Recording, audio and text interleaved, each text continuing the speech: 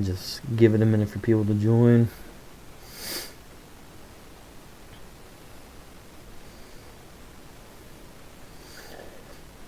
Or wait for people to join. Do you guys see where Giannis is now like an official shareholder of Kalshi or however it's pronounced? Bro, that's a big conflict of Really? interest. Yeah, especially after all the trading stuff, because people were betting on where he was going to be playing that, and now the day after the trade Yeah, I deadline, was he's a looking at that. shareholder. I mean, it's like like LeBron does commercials with DraftKings, but like I feel like this is a bit, bit different than that, just given the recency for stuff. I don't know if that makes sense, but I mean, And didn't the Clippers get caught lacking with that with Kawhi in the contracts? They're trying to finesse the salary cap. yeah, And pay him under the table, I don't pay even to pay know the what charity or punishment they whatever. got. Yes, so they're paying them under the table. So it's like, man, you don't know what type of shit the ownerships are getting away with. It might really Farmers be some trying to crazy get shit. Farmers trying to get it dismissed. Nah, hell no, that was like that's as clear as it gets. I ain't gonna hold you. I don't care. I don't care how It's much money sounding you like got. they. So this is what I say. Lawrence Frank gets fucking extended. Why? Don't know. Right? Mm-hmm. Um, Tyronn Lue gets extended again. Don't know why. And a lot of other Clippers staff members, uh, front office people got contract extensions. And I'm pretty sure they all got contract extensions because if you let any of these people go, somebody might know your secret and they might tell it. So they're keeping the band together. Harden wanted out, which is a hard. Well, I think that's just solely on Harden. It has nothing to do with the aspire or aspiration thing. But I think they definitely did it. But money talks. So I think Ballmer's going to have to pay a pretty penny to keep everybody quiet and to get this shit thrown out. Mm-hmm. Man, they Money gotta makes be the world picks go involved round. and shit like that though, nigga. Because that's like, oh, that's just exploiting the rule. And be like, man, we'll give you this That's contract, but we got some shit on the side for you to get paid under the table. Like, man, you might as well be baseball at that point. Have no salary cap. You could just pay niggas what they want under the table. I That mean, defeats the purpose of a salary cap. I'm glad they did implement the aprons at least because like the luxury tax, man, nobody really cared for that before. Yeah. true. Now, there's a lot of teams that had to blow it up, had to lose players where they would otherwise keep, like the Bucks, Nuggets. They won chips and had to get rid of like role players or key members of the team because of the salary and the aprons. So this brings parity. That's all. yeah, That's the magic word they like using, parity. yeah. I mean, I know Yeah. like it's different, environments and different like type of sport being played, but I do like the NFL system to me is relatively simple, and I think I like it because it's simple. So There's a lot more players. It's There's a pretty lot of more players on the yeah. rosters. Like, so it's a little different. Mm-hmm. yeah. All right, Yeah. you guys ready to get started? Yep. Yeah.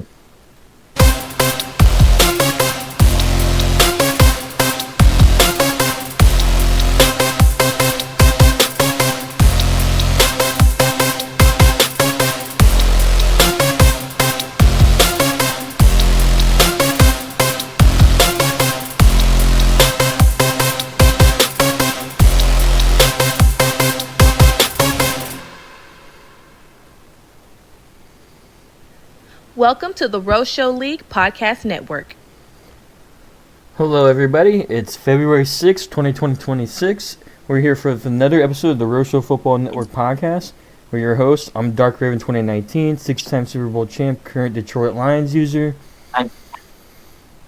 This is Trill Boy Twan, 9-time champion and the current New York Giant user. And it's your boy L Willie 215, the most hated and most debated. Your Dolphins user. And we got another great show for you guys. For sure. So before we dive into the many topics that we're going to talk about tonight, I just kind of couple general announcements.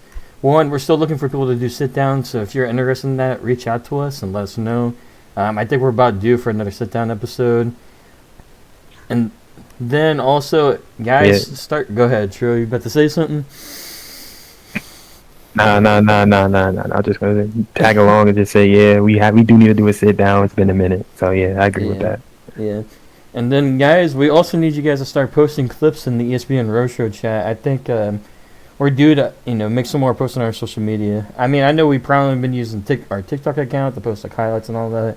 It's been a while from that, but we do need to start showing love to the Instagram account again. I haven't touched that in a while, and I think there's our main two ones.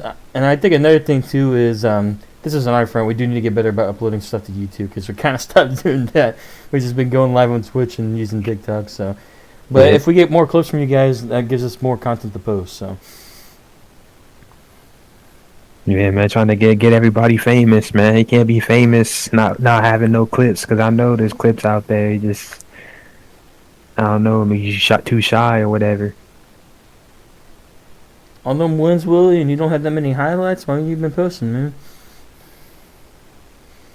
I've been saving them. I don't know. I've been wanting to put a highlight tape together. No, you don't want people seeing the He film. about to drop a bomb. Oh, so he's just trying to drop a bomb on people, man. He said he can't give you no clip. Trying to drop an A1, like an A1 mixtape.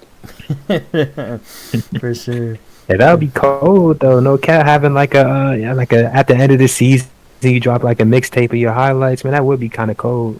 I mean, but you got 40, 90 plus beatdowns. I mean, you should have plenty of flicks. I mean, I do, but I mean, I don't know if I want to make a mixtape off of it. I could. I see the vision, but I mean, we could probably make a mixtape from this last week. Yeah, man, me and Raven could drop a mixtape. We could combine, make it like it'll be like 15 minutes long. Mixtape, me and Raven. That might hit. Yeah, we got a lot of 90s babies in this league. But before we jump into the things, two more things. One, shout out to our new user that joined us, Big Move CJ. Welcome to the lead. I'm glad that you're able to be competitive right out the gates. I feel like a lot of times when people first join, they're usually taking over a 3-4-1 team. The fact that you're able to come in with a 7-5, now 8-5 after your win this week, Houston Texans. I mean, you can make some noise in the playoffs right out the gates, so. Oh yeah, a lot of guys don't get that opportunity. I think damn near everybody kind of, when they started, probably had a bad team to start. Well, Carcar didn't. Well, he had the Cowboys. That Cowboys wasn't. I mean, the Cowboys wasn't that good though. He definitely turned that roster around. That was year one. Like I said, that was year one because I beat that Cowboys user's ass and he quit. And so Carcar joined that week. We were struggling to get a Cowboy. I think we went through like 3. I think Carcar was user number 3 or 4 or something like that.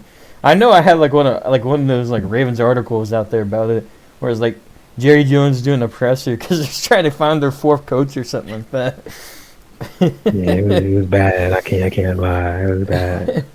But no, I feel good about this user pick. I mean, like, we've had good users that joined the lead in the past, like Carcar, and then we've also had some rough stints, like, we had the Vikings user at the beginning of this match before Todd came back, and then that Cowboys user you talked about, and I'm sure there's been plenty of others, but, none come immediately to my mind right away, so. Yeah, man, we don't gotta throw dirt on the dead, man. Yeah. And then, I mean, this guy also have been communicating in the chat too, so that's a plus. But he hasn't been acting. Like, if we having a conversation, I don't think he's been acting. I think he's still getting the feel for everybody before he gets active in the chat, like actively communicating. Was it the 5 wide Vikings user that came in talking cash money at the gates? Oh yeah, that was it. Talking cash money, making bets with people that he wasn't gonna pay. That was it. I remember. It still blows my mind. Like, just he refused to call run plays. Like, when I played him, I was like, I know what he's gonna do. Like the game I dropped 70 plus on him. Like, I just had my guys, pass coverage the whole time, watching for those 7 routes, because I know that's all he wanted to really hit. He didn't really care too much for underneath stuff or running the football. So, but the fact that he had that much success still blows my mind.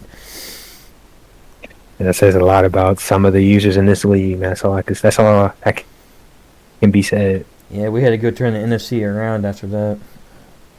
Yeah, man, had to get the bootstraps on, but we got to save the legacy of the NFC. We still kind of have to do that now, but we gonna get there. All right, and then one last thing before we actually go start with the episode.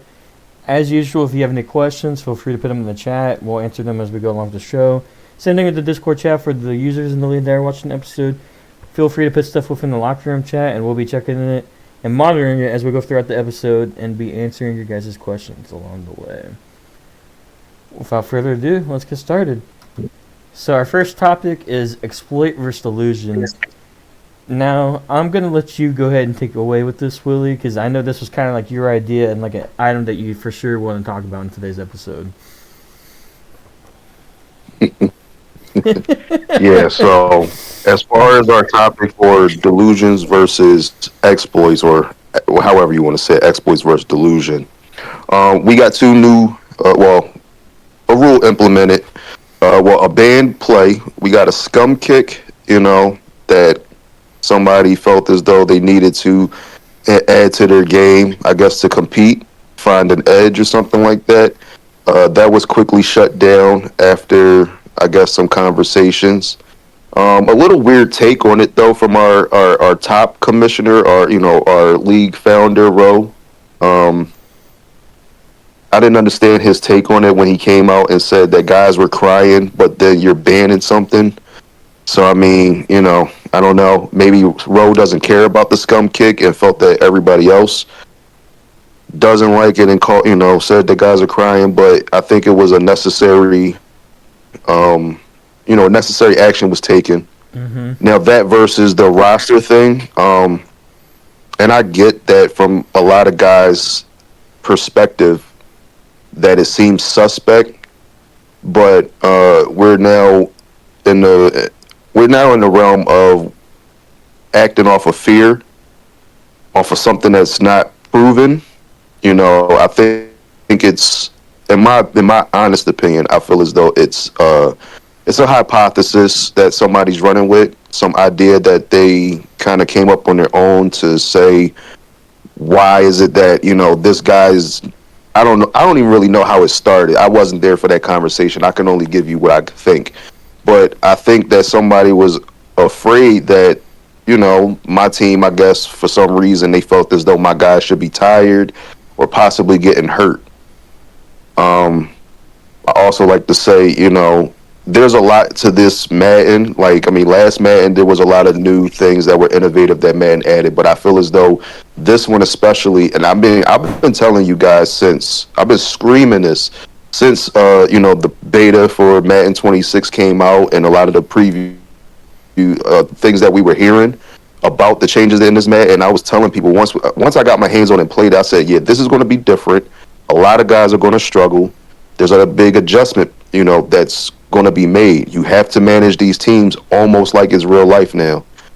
But I mean, we got a new rule for whatever reason, and I mean, I do want to get some clarity on that as far as when it's actually going to be implemented, or enforced, shall I say, and then what would the punishment be for not following it. But anyway, yeah, in my opinion, we have delusion, where somebody believes that there's an advantage to having 3 wide receivers and 3 cornerbacks set to your roster, and then the scum kick, which is actually proof behind it, where you have multiple videos and multiple strategies on how to actually do it, versus something else that you completely just pulling out of the air. Yeah, so a couple of takeaways from that, Willie, is, I mean, you're really just saying, like, if we're going to be adding rules and all that to the league, it should be done from, like, an objective stance with, like, hardcore factual evidence, like, like the scum kick. Like, come on, like, everybody should have known, like, there have been some things people have done in the past, like, that weren't cool, but at least you, like, could do something to counter it in a sense. Whereas like the scum kick is like there's not really much you can do, right? You know what I mean? And like we know that's a bad thing, but with like some of the other rules that have been made, you just feel like that it could be like I don't know, grasping at straws is the terminology I want to use, but something of that sort, right? Yeah, I agree. That I think that's the perfect way to put it is grasping at straws. And I really liked what you said about It's, like the innovation with this Madden because I'm gonna go out and I'm gonna guess that both you and your brother are more likely than not. You don't have to confirm or deny on the podcast. You don't have to. But my guess is that I think you guys are stacking camp counselor, and I'm pretty sure camp counselor works with weekly strategy drills because I know there's been a lot of chatter like Joe Milton went from a normal to an X Factor in so many weeks, and Willie got all these traded players. Now that's my guess as to why like you guys have gotten some traits and some Mickeys as we like to call them within the past like season and a half compared like a bunch of other users including myself that really haven't had any, but users like everybody else including myself, we're all going more towards the gameplay abilities. Right. Now, I will say yes. The stacking of the camp counselor can be beneficial to you. Um, I've said this to you guys before that in our discussions that everybody has a different strategy on either team building or how they're attacking each game, each week. You have to keep in mind what you're competing for, when you can actually compete for playoffs. I mean, there's different strokes for different folks. But I do believe that developing your players is a must in this league, especially with how everybody progresses each season. It's a copycat league. Um, you know, there's not much separation between rosters so much as we get further along into the Maddens, into each season. So if you're not developing your roster and if you're just focusing on trying to win games and then you're not winning those games, I feel as though you're shooting yourself in the foot. So that's just my opinion or my approach to it. I mean, I'd be crazy to think like, all right, I'm just going to go out here and stack rushing abilities or passing abilities or defensive abilities thinking like, I'm going to win a bowl every year or compete for it every year. We have the same two guys for the most part outside of your one win, Raven. But for the most part, if you go back to all the Maddens since I've been here, it's Trill and Mike. It's Trill and Mike. It's only two people that's winning. So right now, I don't think trying to get all the coaching abilities I can early on is conducive to trying to compete with those guys as we get further along. I mean, they are two good users that have, like I said, they have a high level consistency when it comes to running their system, but also recognizing things after the snap. And I can be very inconsistent because I'm a lot more of a freelancer when it comes to my scheme. I mean, everybody knows I like to pass the ball, but I don't have a set way of passing the ball necessarily. I don't force feed a certain guy or anything like that. But I'm all about developing my team. There's a lot, and there's also a lot. You guys just got to pay attention to what's going on. I mean, I don't want to give out all the gems, but as far as the information that guys are looking for, it's all on the game for you. You just have to go look for it. Yeah, and, I'm interested to hear Trill's thoughts here in a second, but I do want to agree. Like I've said since day one, like when the beta was out, that like people are gonna have to have an identity to this Madden. That's the way I had coined it, because like we have all these coaching abilities, all these play sheets, and all these other things. Like you get to have your identity. Like what do you want to do? And like you said, you could also gotta take a look at it from a strategic point. Like, is it worth me getting these gameplay abilities now, or should I hold off on them and focus on development? For someone like me, like everybody knows I'm using some running abilities as part of like my mix, but I'm a running user. I feel like I'm good enough to start competing now, and I have a good football team. Like I'm not really I'm focused on developing my team. So like that's my identity. So I do agree with that. Like everybody has to just find their identity. But I'm interested to hear what Tro has to say on all this. Yeah. I mean, because I got Madden like just a tad bit late. So like when everybody was playing the betas and I didn't have the betas or the early access. But so when I first joined in the franchise, it was almost like an eye opener with all the things that they had in the game, like the play sheets and all these abilities. I was like lost in the sauce trying to figure out what I had to do. So I eventually just made my own little franchise because the Road League ain't started up yet. So I was just messing around, seeing what can I get away with, what abilities work where, and I personally think that it shouldn't be a reason why. There shouldn't be a reason why we have try not I can't use the B word but just why we have so many people that can't just be better than what they are right now, because the game, like if you just hop on Madden, look at what ability goes where, you should be able to win games, in my opinion. You don't have to be the best user in the world, but there's so much available, so many crutches and hand, like so many ways you can win if you just look at the game and pay attention to a certain thing. So it's just like, if you don't want to win, it's because you don't want to. Like if you not winning games because you don't want to win, and it's like, why are we hopping? I mean, you can have fun. I think at the end of the day, we should all have fun. If you're not playing to have fun, then what are you playing for? But in the same time, you also want to win. So it's like you have to be able to have that good balance of winning and having fun. But it just don't make sense to me why some people are where they are with the way the game's set up right now. Yeah, and I mean, like, I know a lot of our users are pick up and play. Like, I would argue to an extent, like, I'm a pick up and play person. Like, I have a busy life. I'm at work a lot, especially, like, during this time of the year. But, like, I took a little bit of time to just go through and, like, looked at all the abilities and then was like, all right, this makes sense for me. So, I do agree that. So, I mean, even if you're a bad user, I think this is the Madden where, like, this is kind of supposed to compensate for that. You know what I mean? So, I agree. Oh my! Absolutely. Yeah, and there's some he said money making Mitches running about. What he's gonna say? Cause man, it's just. I'm playing it. I mean, I want to play it because I'm trying to play to win. Like that's as simple as that. Like I'm just trying to play so I can win. But you want to have fun. If you're not having fun, then yeah, that's a different conversation. But man, we just loading up just so I can get my ass beat. Man, I know you got to feel some type of way about that. Like he's like, I'm gonna continuously get my ass beat and not do nothing about it. Man, I guess. I mean, I think there's a handful of users that you could put in that grouping and just say like, yeah, they're definitely just here.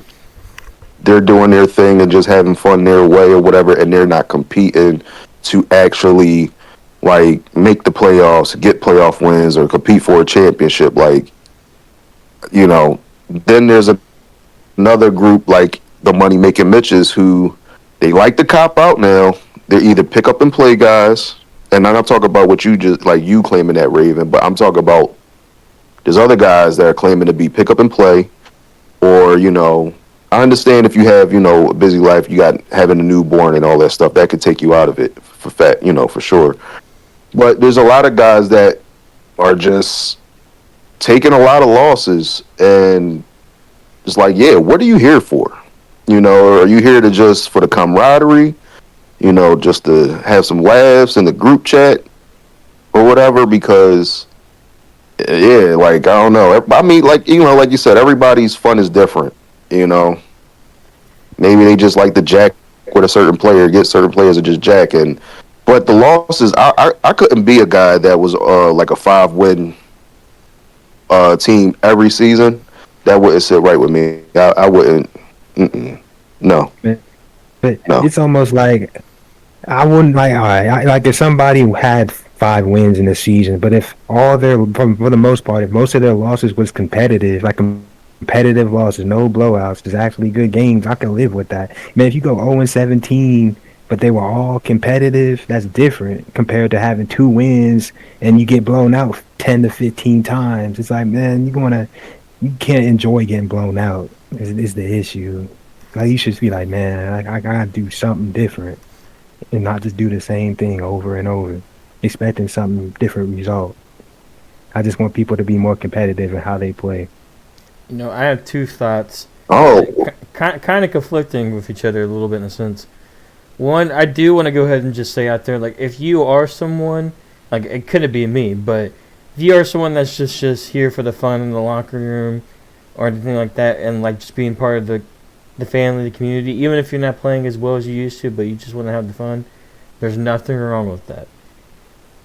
Two, I think No, it there ultimately isn't. just comes down to the end of the day. I think some people are just wired a little bit differently. I think like some people are just have a little bit more of a competitive bone in them compared to some other people. Like I'm super competitive. Like I hate losing. You know what I mean?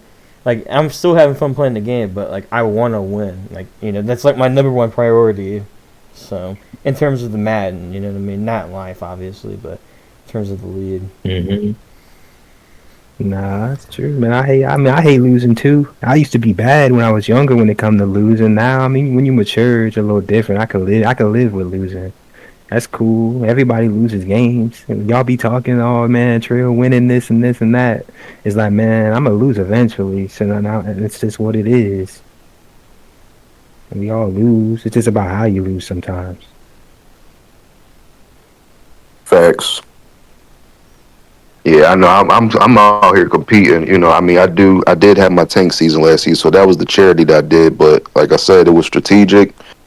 You gotta do what you gotta do to build your team up how you want it. I mean, I could go the regular route, but that's what I chose to do. But now I'm regularly going to compete. I want to win. I don't mind losing. I don't mind losing a competitive game. Getting blown out definitely will rub me the wrong way.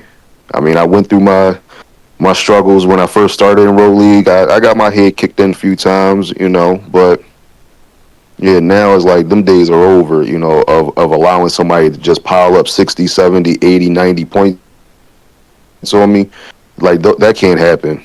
I refuse, And I don't care, like, how much your scheme ain't working. Like, if your scheme worked against everybody else for you to have a winning record, but then you run into somebody like Trill and say that your scheme just wasn't working and you started trying new things, that's kind of lame. That's a cop out, in my opinion. Sound like a shot at somebody. It sounded like a shot. Yeah. I mean, like, when I first joined the league, I mean, Raven blew me out. He beat me like 30-3 or some shit like that. And blew me out when he was the Packers. I And it's knew just you were like, gonna be man, I'm good gonna get though. better. And this shit is never. I was like, this is never gonna happen again. I ain't getting blown out. I could take my losses and be cool with it. But I'm not getting blown out. We gonna figure something out. And I mean, I took a lot of losses, man, a lot of losses from Madden 21 on until I finally got the Dolphins. But that shit was definitely experience, man, a learning experience. You gotta learn, even if you take losses, learning your experiences and learning your losses. That's how you gonna get better. Yeah, and I feel like that's just with life in general. You know what I mean? Like you're Oh gonna yeah, get your that's a, butt that's a kicked life sometimes. lesson. Yeah, Oh it's yeah. just about how you get up. How you respond. So for sure. And I do want to also add in like I think the row lead is interesting because like compared to Madden leads I've been in for the past couple years, I would say without a doubt the RoShow Madden leads the most competitive lead I've been in, and I think that's kind of interesting twist because like we have so many great users, so I think that makes the competitiveness go up like another notch.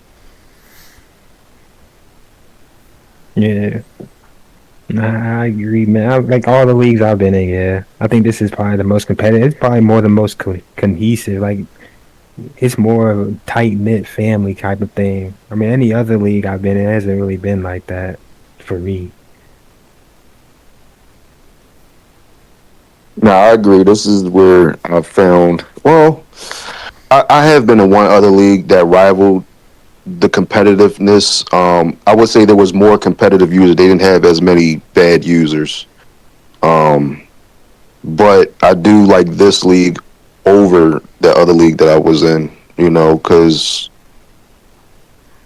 the group chat is a little bit more inclusive. Like the other one I was in, it was a bunch of like college coaches and high school coaches and trainers and shit like that.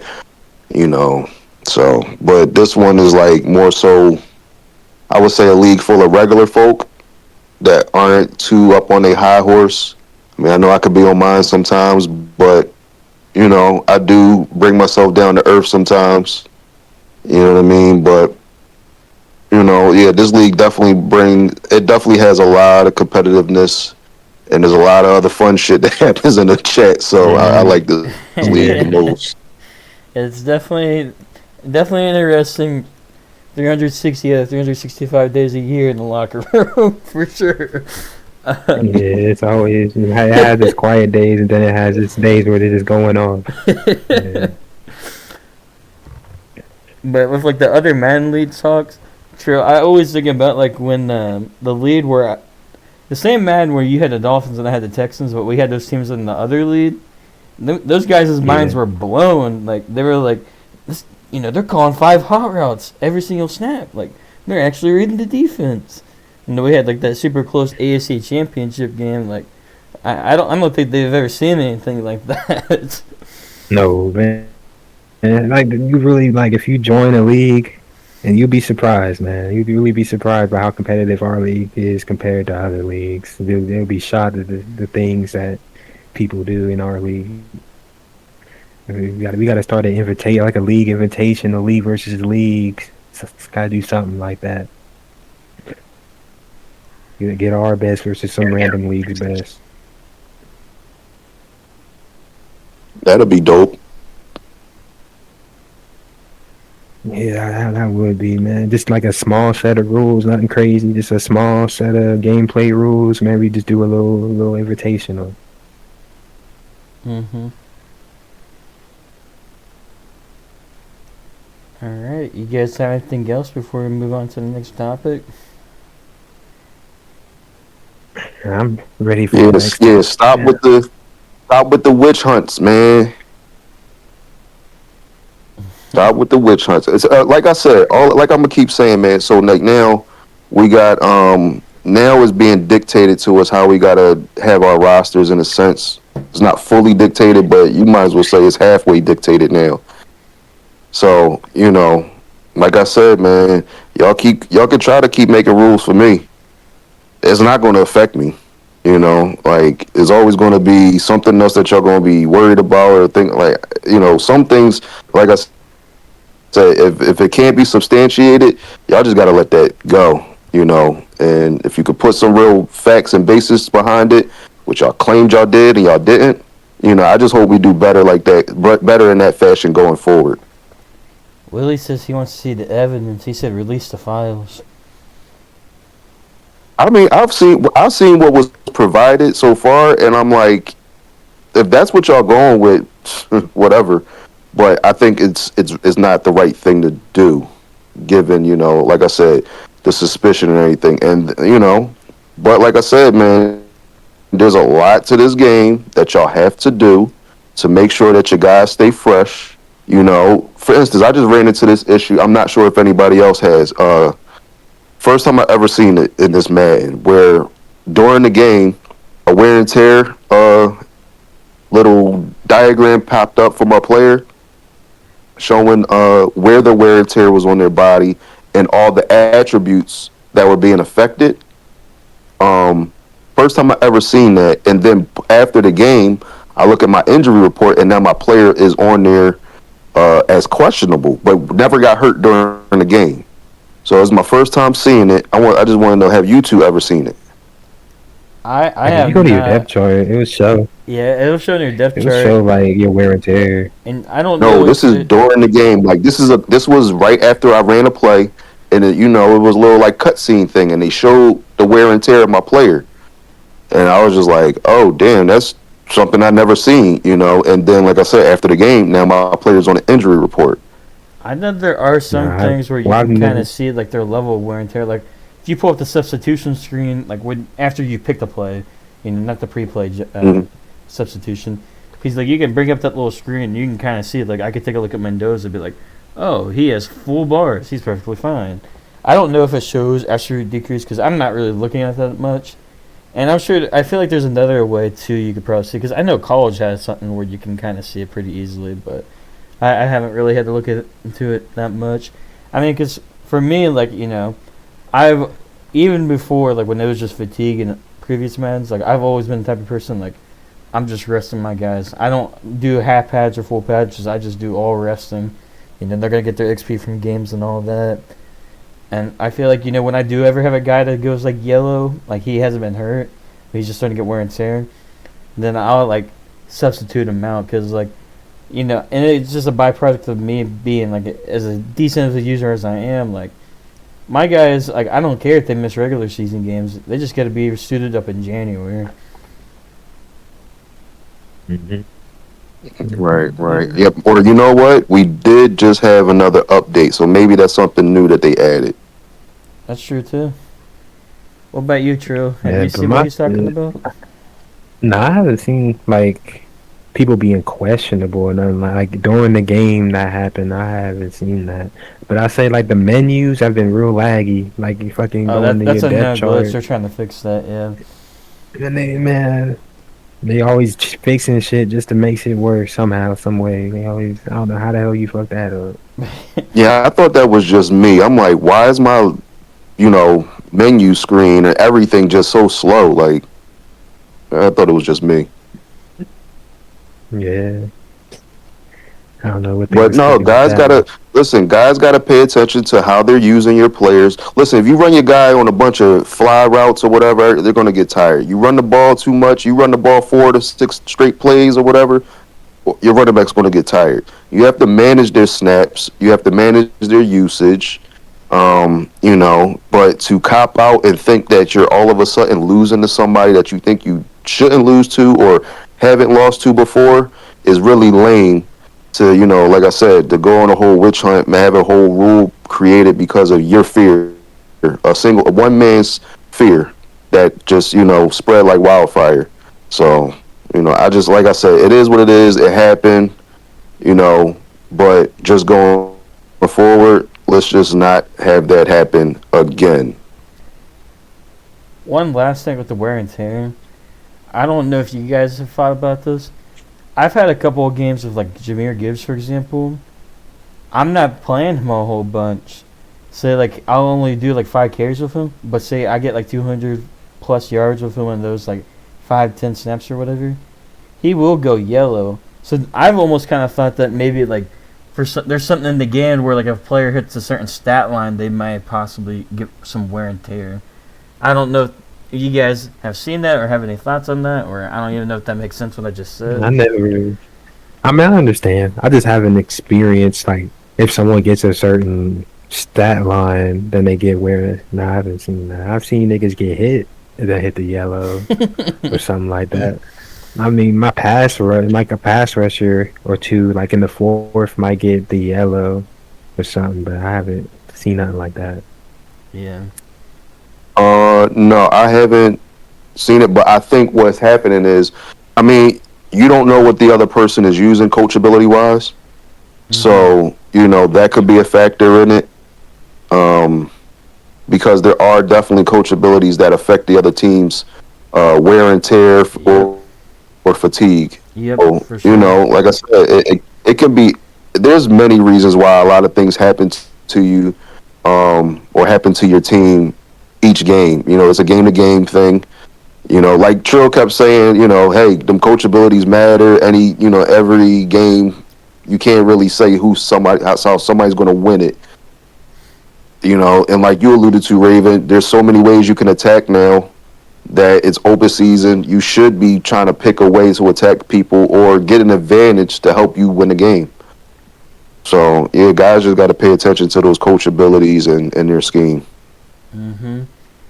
And with those coaching abilities, and it might be time for everybody to start hitting the nuclear arms race with the all Madden ability. I know Todd's running that stacked 3 times, so I'm running at one slot. I'm running at one slot. That is diabolical. Huh? the triple up is on all man effort is diabolical. Hey, it's an arms race, man. Hmm. If you're not first, you're last, man. Come on now. You gotta get with the times, man. You gotta get with the times. Cause I promise you, if you're not gonna do it, someone else will, and you're gonna be mad. I've been with the foot. You'll be mad. All right. Let's move on to our next topic. The YouTube thumbnail. Alright, so before we get started on this topic, I want us to approach this like I don't want us bashing trading. I don't want to be like, blah blah blah blah blah blah, he's just playing bad. I want us to have a conversation of like why he's playing bad. Like what led to this, cuz like Trey Dean was top 3 last man. He picked 3rd in the team draft like cuz him and I were tied in points. He went through Super Bowl last man. He went to a couple conference championships. Like he was very competitive. And just to see him have this downfall, like what happened? I mean, there's several different reasons. I kind of have some of my own thoughts, but since he's your division mate, Trill, I kind of wanted to pass this along to you to get us started. Well, first I would say it seems like he hasn't been playing this Madden as much as he's played other Maddens. Like if you go to his time played, like last Madden, it's gonna be up there. Like he probably gonna be like in the 20 or 30-day range if I had to guess. But on this Madden, he I can't even tell you, maybe like 4 or 5 days, maybe. Like he's bottom of like my friends list. He gonna be like way on the bottom of my friends list when it comes to Madden play, time played. So I think that's a pretty big factor. Him not kind of putting the time in like he used to playing the game, because the only way you're gonna get better is repetition. So I think that's a big factor. And another factor is him. You said don't bash him, but him not developing Milton was kind of a big thing, because Rowe gave him a handout and a half, and he didn't take advantage of that. Yeah. So that's crazy. That's still crazy, mind blowing to me, in my opinion. Yeah, and when I say don't bash him, I kind of just meant more like, yeah, trading just sucks at the game, and like that's all we talked about. Like I wanted to have a real conversation, you know what I mean? So that's a total valid point. He just not having a traded quarterback. I think that also didn't help him. Yeah, that's I think what I was gonna say. him not having to trade a quarterback off rip and actually having to develop one, I think that makes a difference for some users. Some users, they could do it without a trade and develop that trade into a trade, compared to others who need that trade off it to stay competitive. I agree too, and That's and it's like the traded quarterbacks that he has had in the past. Like, he had Justin Herbert, and then he had Lamar Jackson, who arguably, those two are top 3, top 5 quarterbacks in the game. Not even arguably, they are. You know what I mean? Like Lamar, to me, Lamar is number one in my opinion. I'm definitely biased in that answer, but he went from those type of quarterbacks to Dak Prescott is not that great, and he wasn't really interested in Dak like that because Dak's already 30. You want to develop a guy. he's old. Yeah, and then I agree he should have developed Milton. I know, like, I don't know if Trey Dean has really had a history of developing quarterbacks, but that would have been the perfect like raw prospect to develop for sure. And I think he even just giving up on the Milton experiment, I think he just screwed up trading for Burrow, because I don't think Burrow fits this type of play style. He didn't. He needs a more. Either he got to be mobile, or he got to have Just high athletic. throw power. And Burrow don't really have either of those. Mm-hmm. So he just did that just because he saw the X factor, and he's like, yeah, he X factor. Let me get him. Yeah, 99 overall X factor. Yeah. That just wasn't. I mean, I think he developed Tua when he was the Dolphins. Yeah, he did. You're right. So I mean, that's something. That's a quarterback he developed. I give him Tua. Because that was early was for like- the days. Yeah, that was early Tua. So we talking like Madden 23, 22.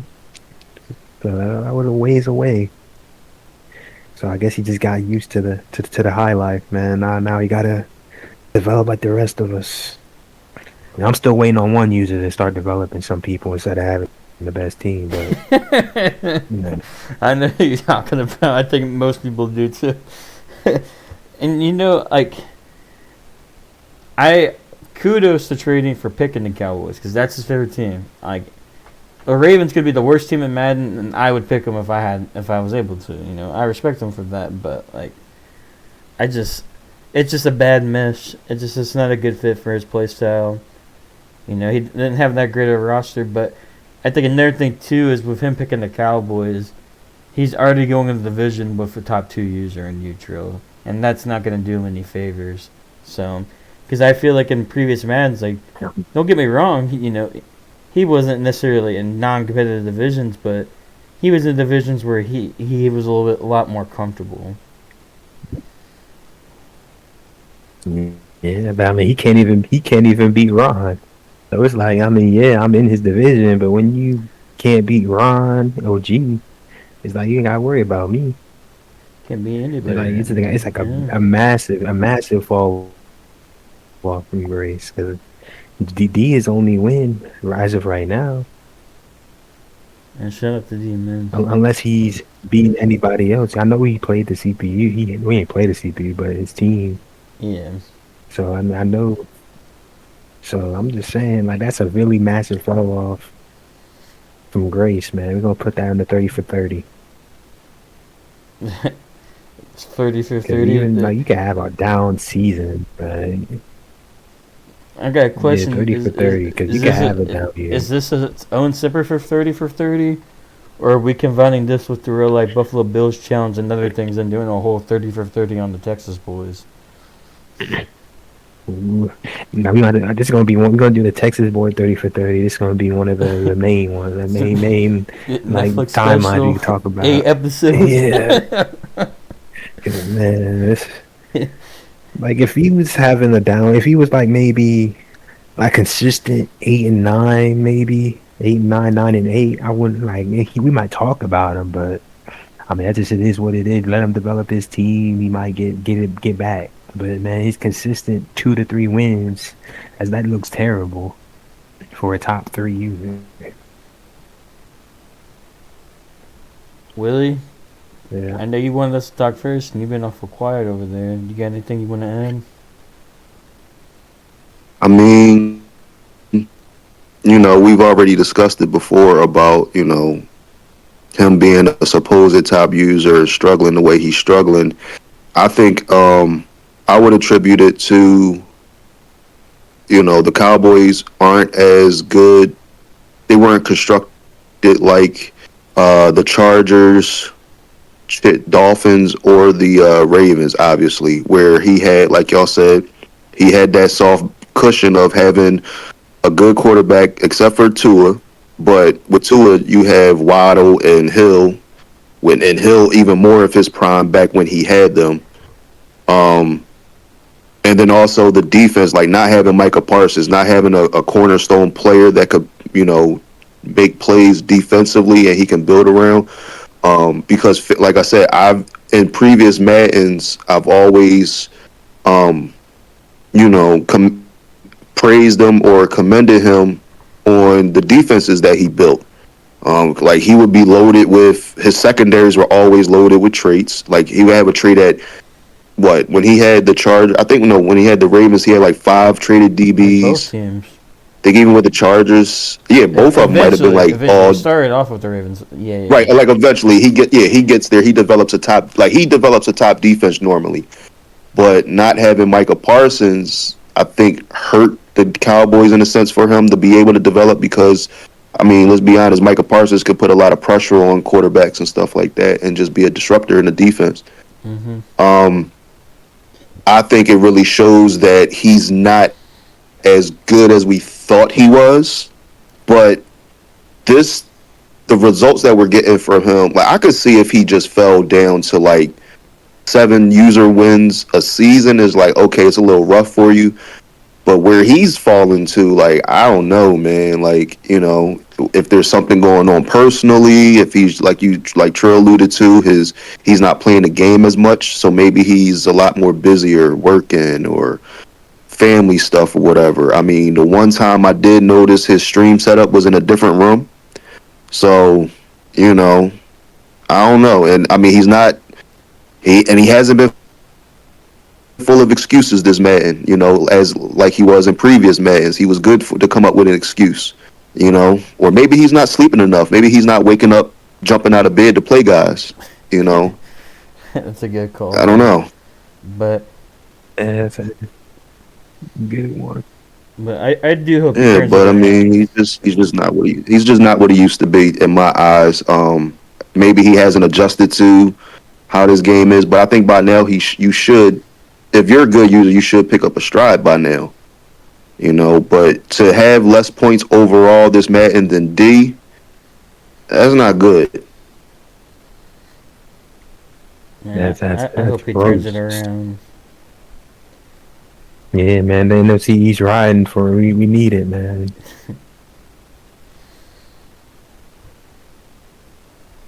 We've been talking down. There's a lot of people been talking down on the East. We just need a little bounce back. Outside of you, man. It's hashtag Fear the East, North. The East gonna rise. The East gonna rise again, man. Don't worry. It's hashtag Fear the North. Todd and I. Yeah, that's not scaring nobody. I mean, y'all only going to have one. I think y'all only going to have one playoff team this season. Two. Man, Ron. Well, you talking about him? You talking about the North? North's gonna have two. No, I'm talking about the East. We got two. Me and Ron. I don't think Ron's going to make it. I think Ron will make it. I think Ron's gonna be 7th seed. Ron will make it. NFC playoffs are almost locked in terms of users. Oh, damn! You know what? You're right. Right. You're right. Too many. Yeah, you're right. Too many bad records. Like 4 or 5 weeks ago, I was like, "Yeah, you're right." Even if someone fell down a hill, like they had a lot of breathing room, man. So, all right. Yeah, man. We had 2 last year, 2 this year.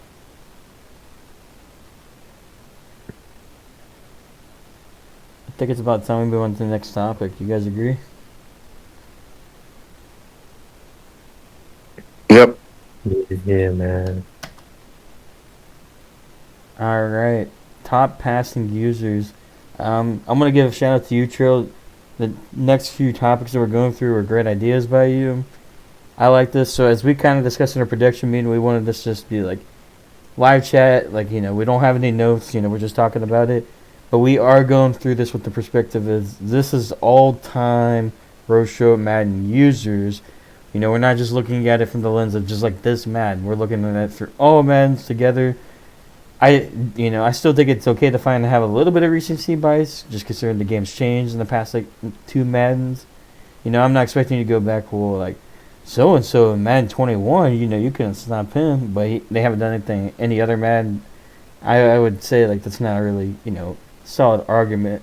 And it's not. We don't necessarily have to rank people. We don't have to be like, this is definitely 1. This is definitely 2. This is just a casual conversation. Who are some of the better passing users in the league? And with that, I'm going to let you guys take it away, get us started. Either one of you, whoever wants to go first. You want to go, Willie? Or you want me to go, man? All right, and this is in no particular order, right? No particular order. We're just talking. It doesn't have to be unless you want it to be. I mean, if we wanted to do it that way, we definitely can. There's one can, guy that's like my player number just, 1, but yeah, I don't think I could. I mean, maybe after we name who we believe our top passers are, maybe then can go ranking them, because I don't know who. This is the open discussion, so it's not like we already have a list generated. Yeah. But I'm gonna go with one guy. I don't know how y'all want to do it, but I'm gonna pick one guy at a time. So and then let y'all go. Yeah. So, but I'm gonna give a shout out to Todd. Yeah, I agree. Todd's definitely been a solid user. I mean, this guy went crazy with 73 overall RG3 on the Colts and went undefeated. I mean, that guy can sling the football. He has just a great scheme. So yeah. Yeah, I would have put Todd on there as top passer. Hmm. So who's next, Willie? Man, we got. Oh no, I'm passing it off. I told you I'm Oh, gonna you go one at a passing it? time. Yeah, I'm passing it to you. You can name somebody. You got one, Trill? If not, I got a name. I mean, I would obviously say myself if I had to pick That's somebody, what I was gonna but say. I think Trill's up there for sure. I mean, Trill, I the may have Hmm. to numbers pick don't somebody. lie. I mean, like, ever since I saw you slinging that thing with Sam Darnold, I was like, yeah, this guy knows what he's doing. I mean, to be averaging like 50 plus touchdowns a season, a lot of times at the 70, ballpark range. And I think the big thing too is it's not like you're just throwing it all the time, but you're throwing it all the time at an efficient rate. You're not really turning the ball over. That's the biggest thing about passing it, man. I mean, you could throw it. Yeah, you could throw it a lot, but you also gotta make sure you're not throwing it to the other team. That's kind of the bigger thing, the bigger picture. That's how you're gonna get those high stats. Is not turning the ball over. But yeah, if I had to pick somebody, I would pick myself. I don't know if that's a cheap answer, but that's what I would say. I would say it's cheap because it's too early to be picking yourself.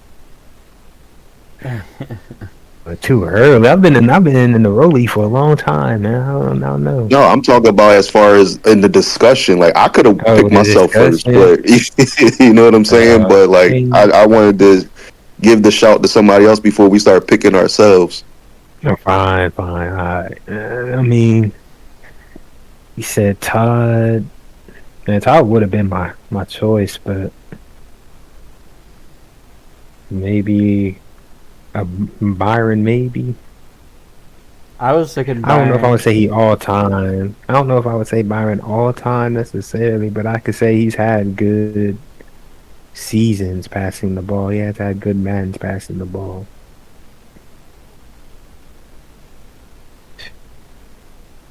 Yeah. You know, Can I add the five wide Vikings user, man? Because yeah. that's all he did was pass the ball, and he apparently he was beating people with it too. Like I said earlier, I still can't believe the guy was, not running the ball, and then also like he didn't really throw it underneath that much. Like he was just, it was like bombs, man. Like every other play, like I mean, like I was able to counter, but like 90% of the lead couldn't stop it. You know what I mean? Like the guy went, I think the divisional round or not. Did he make championship? Didn't he lose in the championship when the No, bet he lost happened? in the divisional. Divisional. He lost in the divisional Yeah. because who he beat? He beat somebody He and beat then whoever the lost Commanders was the because like division. that. I think it was Tony because they had a crazy game. He didn't deserve to win that game. Yeah. Oh yeah, he beat Tony and then lost to I can't think of who he lost to. Damn. Man, one of y'all OG NFC people gotta know who he lost to, but yeah, I'm gonna say Byron though, man, for my pick, man, for as a top guy user passing. He's really recent, and I think he's just gonna get better as the mans go along, and he's already grown a lot.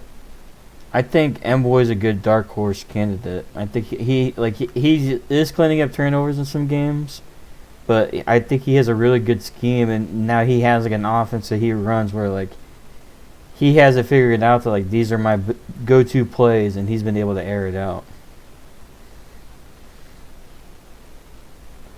I mean, having Josh Allen will do that to you, but yeah, I can agree. It's tough to say he's the top. Like, it is very recent, so I just remember what he was when he was on the Colts, and that was a bit that was D level trash when he was on the Colts He wasn't when he that great first at the joined the Lions league. either. Yeah, so it's like he's turned it around obviously now, but it's tough to call him a top passing user just based on the history he's had so far.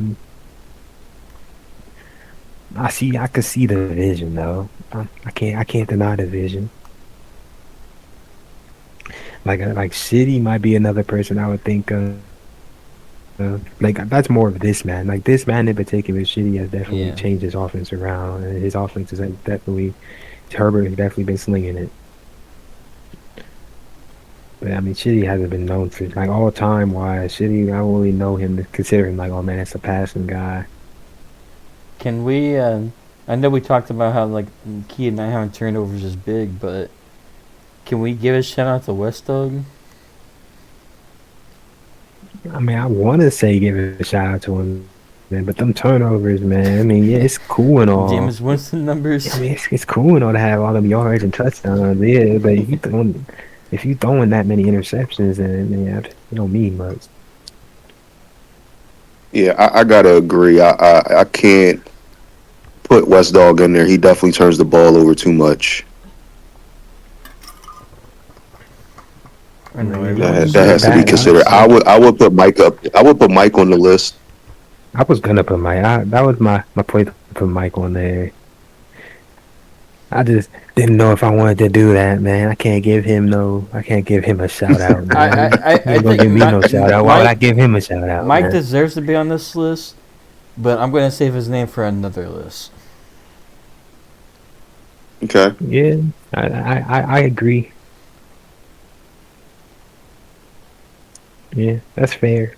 You know, I'm the person that did say like you can't go look at so many mans ago when so was good, but I wouldn't say he's necessarily on the list anymore. But I do think there was definitely a point in time where Jeff was probably the number one passer in the league. Back when he had his dangerous Cowboys. Man, but he had so many weapons. I don't know if I could give him that. Different game, different era. It was a way different era, man. All the weapons he had. Niggas was winning Super Bowls and then getting the first pick in the draft, man. It was bad. Wild West back in the day. Yeah, come on, man. I don't know, man. Them Super Cowboys was different. He probably had like 20, 25, 99 overall on his team, man. It was ridiculous. Alright, I'm gonna throw two more But names I'll out probably there. say his deep. Go ahead. All right, two more. Who you got? Nah, you got it, man. You got two more. Two more, like, I would say, I think are respectable. One, somewhat OG, and one recent. I'll go with the recent one first. I think Karkar has some really good concepts. I mean, he's killed a lot of my zone defenses over the years. Like, I mean, the past couple of Madden seasons, not actual real life years. But, like, you know, when I've played him before, like, he has a good understanding of concepts. Like, if he sees I'm running a cover 4, he knows how to beat a cover 4. You know, stuff like that.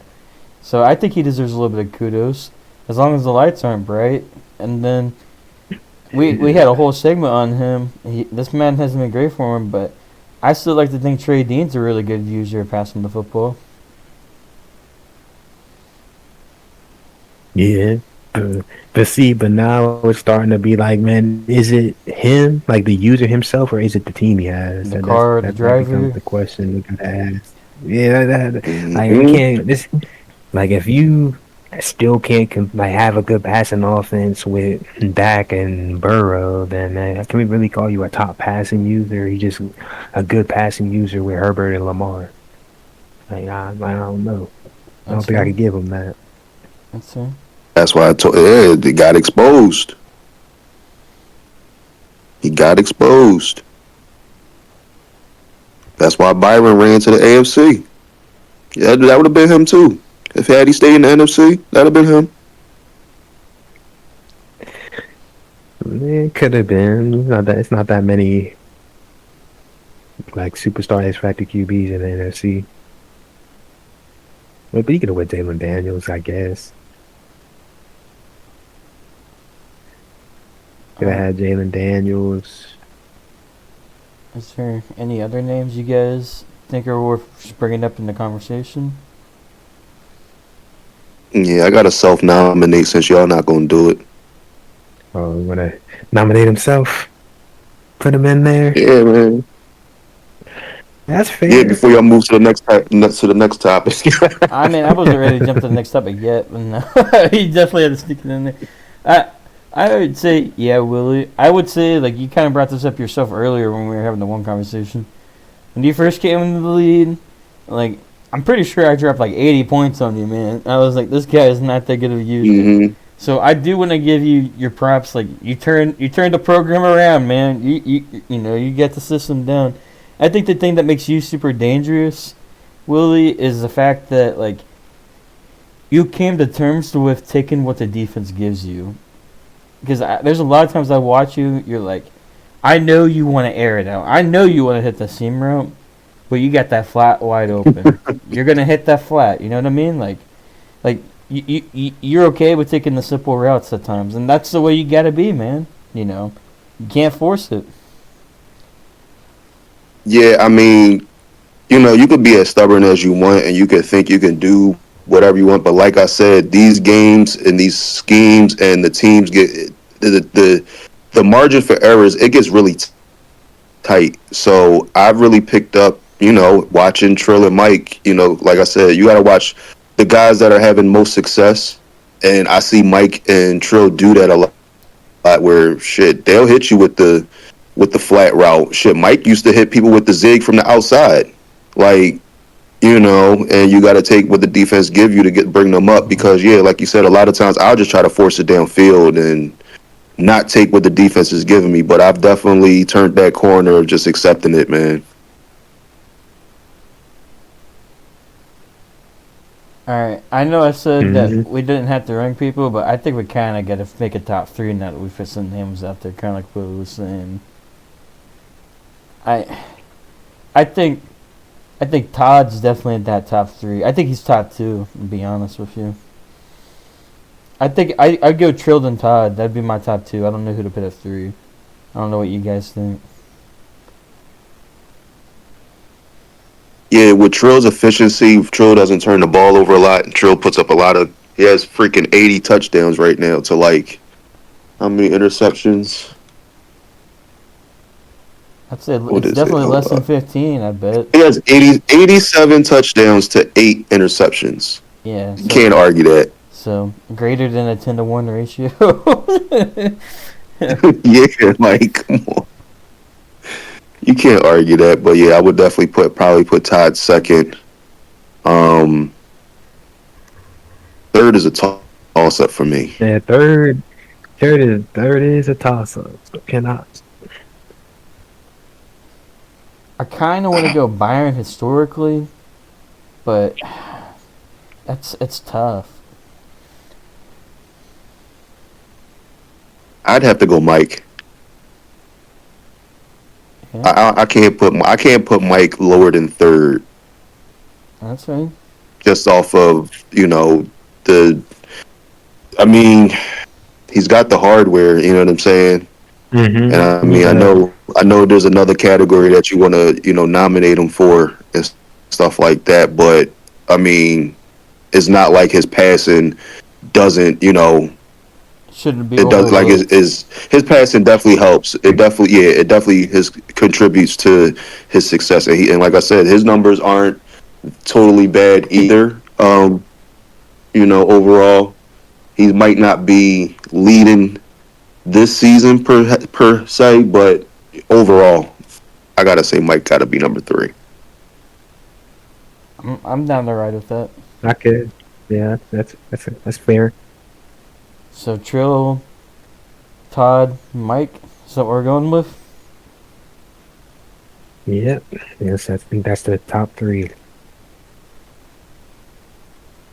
Or is it because of the whips?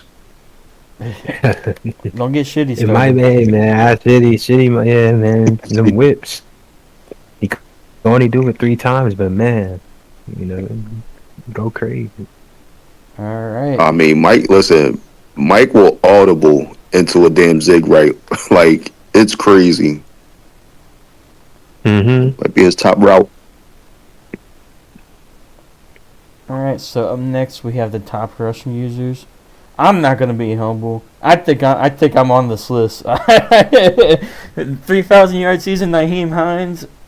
Like, I know I'm not. Come on, man. Look, we gotta have a rule, man. You cannot self-nominate first. You gotta give the props to somebody else before you. Yeah, you gotta show love. You gotta show love to someone else, man. Show love. My fault.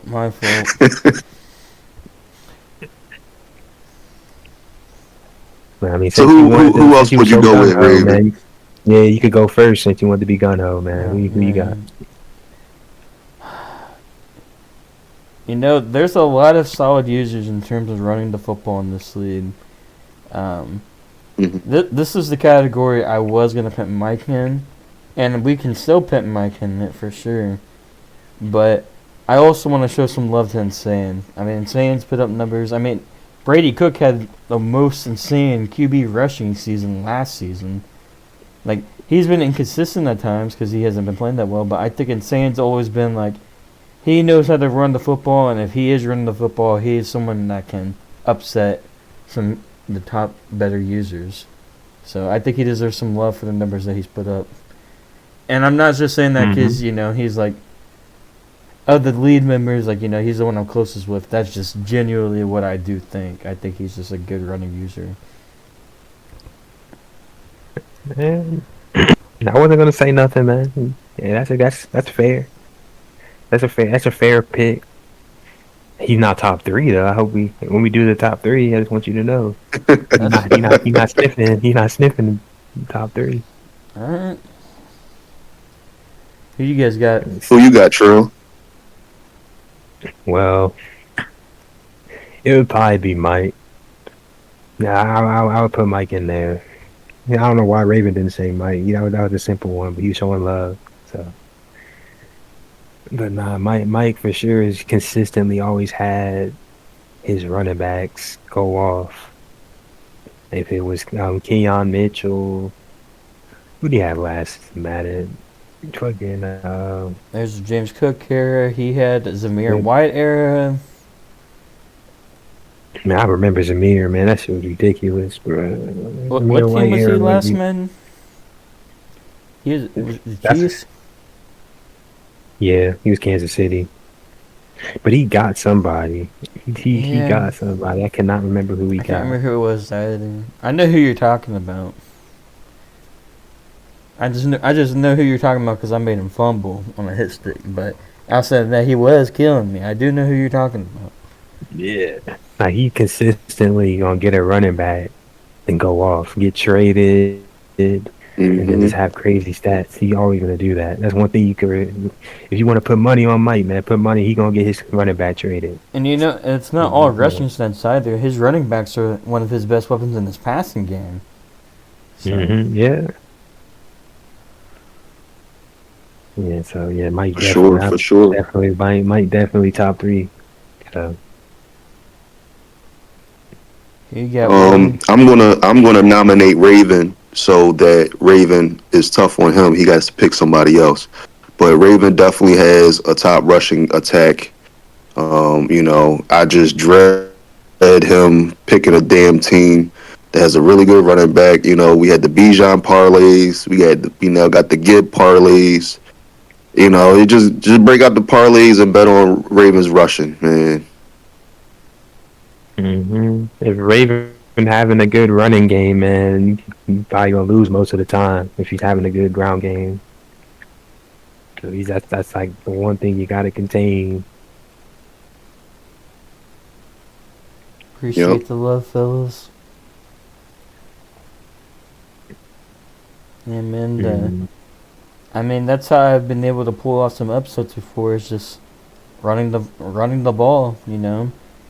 Like I think between Naheem Hines back in the Cardinals, Bijan last Madden, I guess now Gibbs. Like if I have a rushing attack, like it changes the game. I can control the game almost in a sense, and I can score at will sometimes. So yeah, I appreciate it.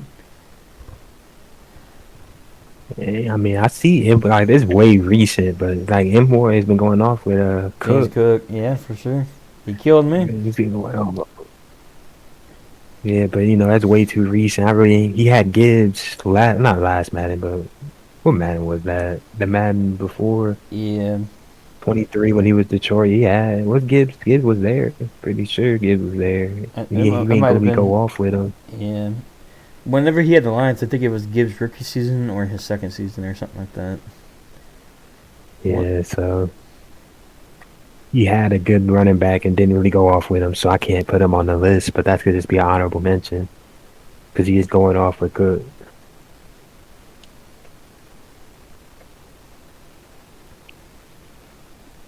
All right, well, who would we put between 1 and 2 for the Russian? Maybe you want Mike or Raven, man. Willie, how would you feel? Who's 1 and who's 2?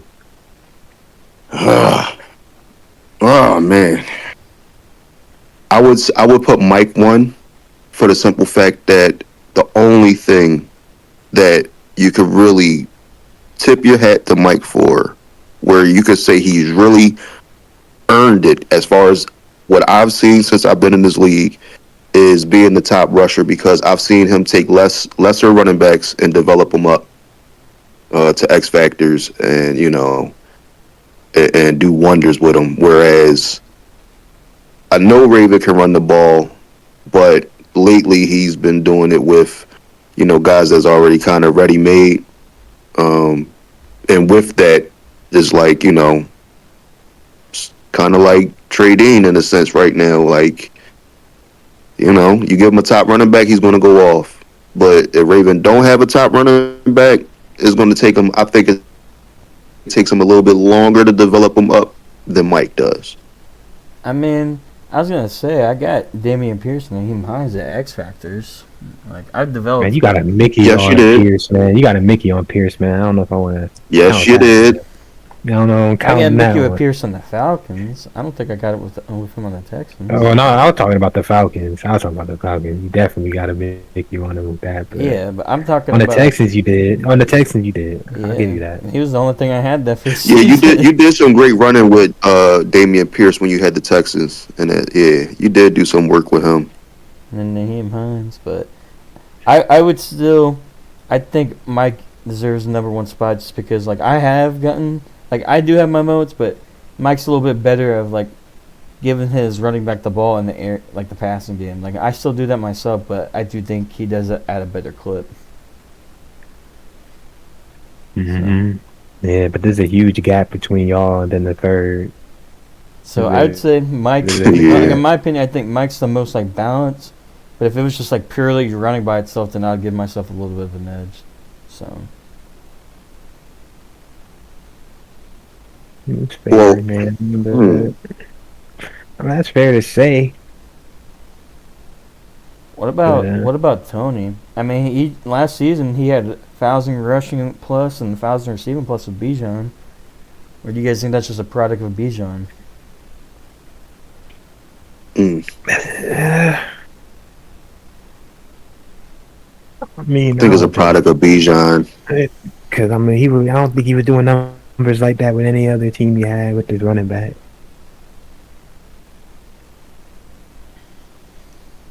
In my opinion, I think that has way more to do with Bijan.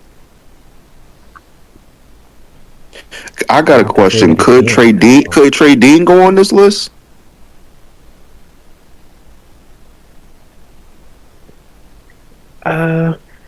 He's had his moments.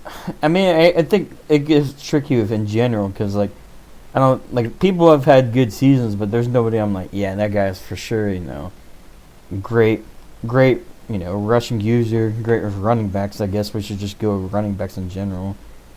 But there's never been a time in my mind where I was really scared about Trey Dean for running back, and that's not a diss at him. It's just like when I'm playing him, like that's just not a focus for me. I'm not worried about that.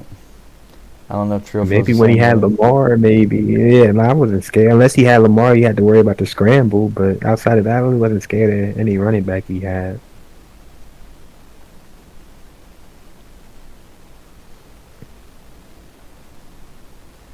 Yeah, but it's like outside of you and Mike, it's like, man, it's like a massive like gap when it comes to rushing users.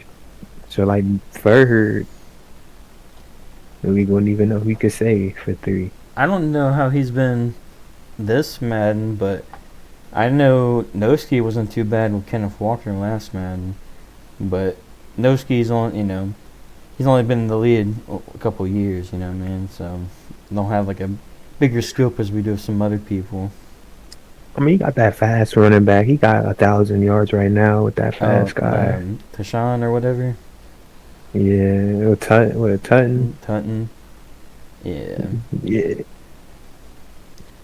I wonder. he not a I wonder what the top rushing leaders are right now. I know Gibbs probably isn't. Gibbs is not up there Cook. anymore. Cook is one. Cook is at I mean, 1,900 right now. Red's been going crazy with JT and Red fucking. 16. But I mean, that's gonna be more consistent. I would have said Red. When you said insane, I was like, man, Red's having a good year, but he's not really. I wouldn't consistently say, oh man, he's a top Russian user. So I wouldn't say that. If he could string it together, then we could have a conversation. But not right now.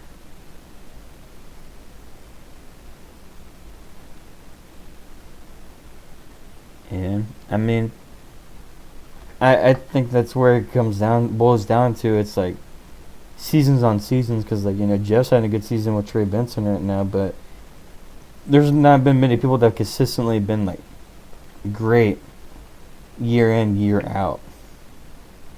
That's what I was saying. Outside of you and Mike, yeah, this ain't really been like that.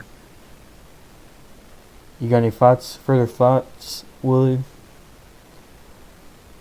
I'm just thinking like I'm just trying to think back to previous Maddens who I've seen like really tote the rock pretty well. I almost want to say Byron too. Byron can tote. Um, hmm. I can't really think of anybody else that really does a great job running the ball or puts fear in other users when it comes to them running the ball. I don't think that list is pretty long. It's a pass heavy league, so yeah, you're not gonna get people that's gonna put fear off on the ground.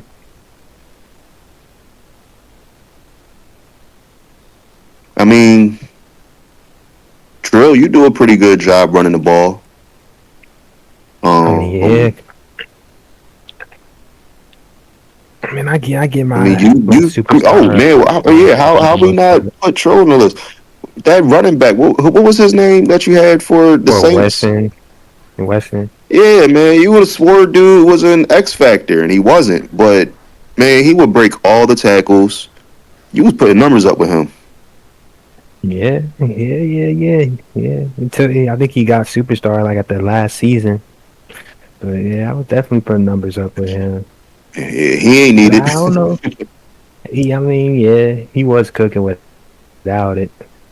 But it's like, I don't know if I would put myself as a top Russian user. I mean, I'm pretty decent on the ground right now. Like with ETN, he's about to crack 1,000 yards. So, man, and Weston went off. I had Achan.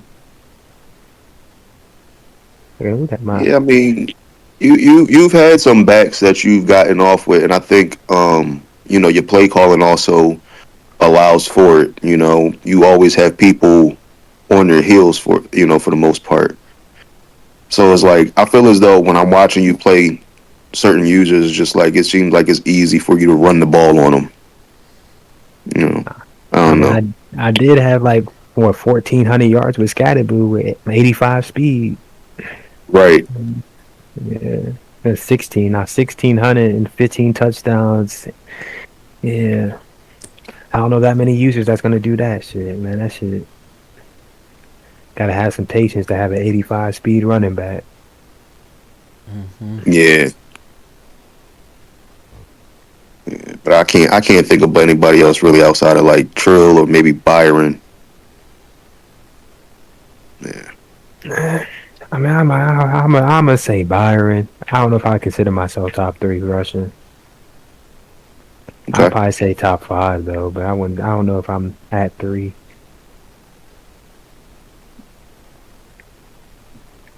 That's a pretty good Okay, that's list. fair. I think both categories we've had really great lists. Mm-hmm. All right, ready to move on? Yep. Who we got next? We got the top defensive users in the league. So the way I'm viewing this is you can go about it two ways. I'm not saying like you got to go one route. You can either go about it like the best users or just the best people that's scheming in general. So. Okay. Because yeah, this is up for interpretation. Yeah. And True. so, I mean, what are you guys thinking? Um, Dr. Robotnik. I wanted to say Trail too. I think Trail's number one on my list.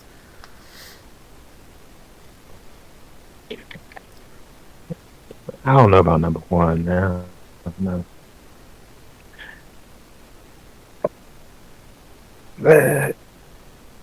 I mean, when you're out here, okay, number one, when if you're gonna put up points the way you do, right?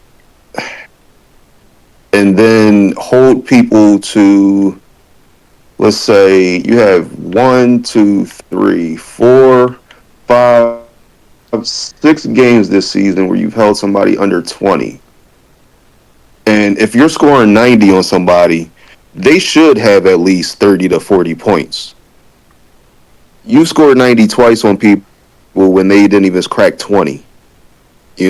Like, I don't care how bad of a user they are. Like, if they get enough cracks on offense, they should be able to put up some points. So, just some of the things that you do that I see from a user standpoint, like pre-snap, um, like I said, it just you separate yourself from a lot of other people. So I don't know why you don't think you'll be up there for, No, one no, of the top defensive I people. would, no, I would, no, I'd say top three. I definitely say I'll be top three defensive user. I'll disagree with that. It's tough to say number one because I feel like I be getting cooked sometimes on some simple shit. It's just like, man, you're overcomplicating it. Just like I think I overcomplicate things and they cost me sometimes.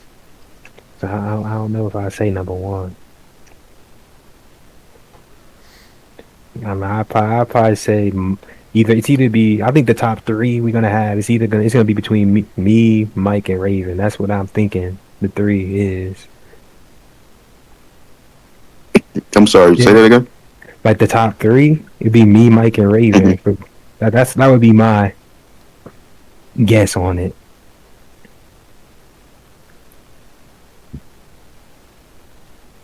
But I would say if I would I'm probably top three, say I think I'm at the latter end. Like, I'm not as good as I used to be. Like, back in the day, like, I was crazy good. Like, I knew what every single play in the game pretty much, but I can still tap in that magic. But I think a big thing with me is, like, sometimes I adjust and, like, I'll play to, like, the team I'm playing. So, like, for example, like, last man trail, like, when you had the Saints and you had Travis Kelce, like, I had a guy on Kelsey the entire game. Like, that was my main threat, you know what I mean? Like, that's the thing I had penciled down. And, like, I've kind of adjusted that for it in the past. But I've also gotten put in the, shootouts and gotten killed myself. So, it just depends. But I appreciate the respect and love for sure. yeah. I'd probably say Mike then me, in my opinion.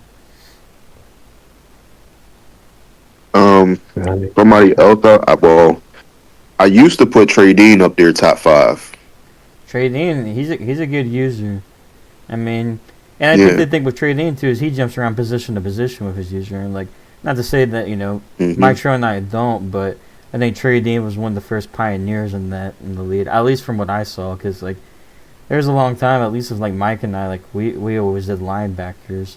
It wasn't until like 2 months ago I started venturing out a little bit more. So, and Trey Dean, yeah.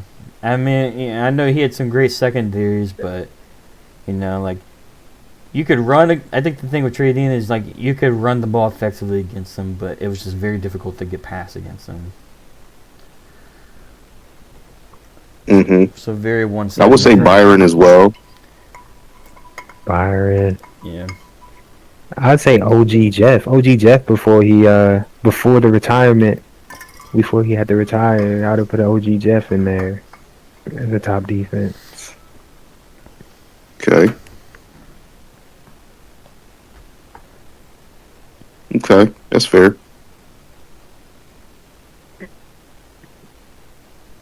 Man, I think. Well, I don't know. Y'all got y'all own three, maybe. Like in Um. order. mm, I mean, I'm just going from a number standpoint. I mean, you're the reason why the reason why I think I would put you number one is because the stats. If you put the stats behind it, like you blow everybody out the water.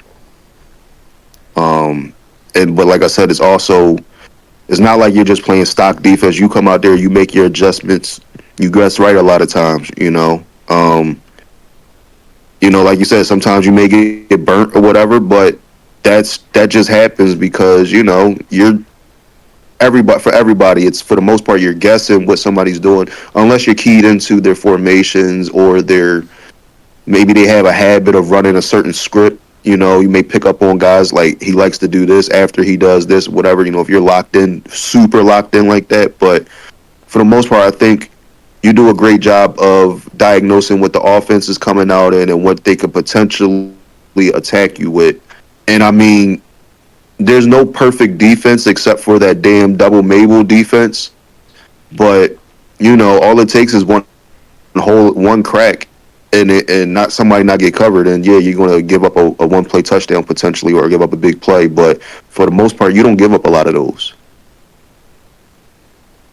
Try not to. Yeah. Yeah, I mean, I see Um, what you're saying. I mean, I see what you're saying. But it might fucking beat my ass in the bowl. So I don't know if I'm about to get it. I can't not give him one at this point until shown otherwise. Right now, okay, I can respect that. He's not top three, and just because I think he's not always consistent, but I do want to give some love to Calvin. I feel like Calvin's a pretty decent user. I mean, like, he's had times where he's just like not made the right decision, I guess, like, going back to prediction game, but I think Calvin's had some pretty decent moments. And there's been times like he's made me a little frustrated on the offensive side of things, so I think he's a little he inconsistent at definitely times, he but has ways. Now he has good ways of getting to the quarterback. I say he has nice little schemes he got set up that work. I put he's not top three or top five, nothing like that, but he's an honorable mention to talk about. hmm I'll give Calvin his flowers. I know Willie might not do that, man. Division rivalry and all that. Yeah, I don't know what y'all seeing. It's like no, it's like no, no. Like I I would just say this. I have an understanding of what he's doing, so I know where to look and how to beat him in the sense of like what he's doing defensively. It's not like he's the only one doing it, but there's different guys that have variations of doing the same thing. I kind of copycatted from him a little bit in the sense of like how I play defense at times or situations. Um, but yeah, I would say yeah, Calvin. I do see Calvin give people headaches with his defensive scheme. I think I would say Byron does the same thing that he does, but tad bit better. Um, and who's the other one? Oh, he's not. I wouldn't put him in the mentioning of a top defensive player, but I know he does kind of run the scheme, and Wood does run the same like scheme to a bit, but it's not effective. Yeah, he doesn't run it effectively, but I would say Byron and Calvin are good defensive players or defensive users from a scheme standpoint and a user standpoint. I think you could put Calvin up there top six, but I will put Byron over him slightly. But that's just my opinion. I think you're pretty decent yourself, William. I mean, like, you've had moments of brilliance with your scheme. I think you deserve a little bit of props yourself. I appreciate that. I try. Yeah, that's all we can do. That's all we can do is just try.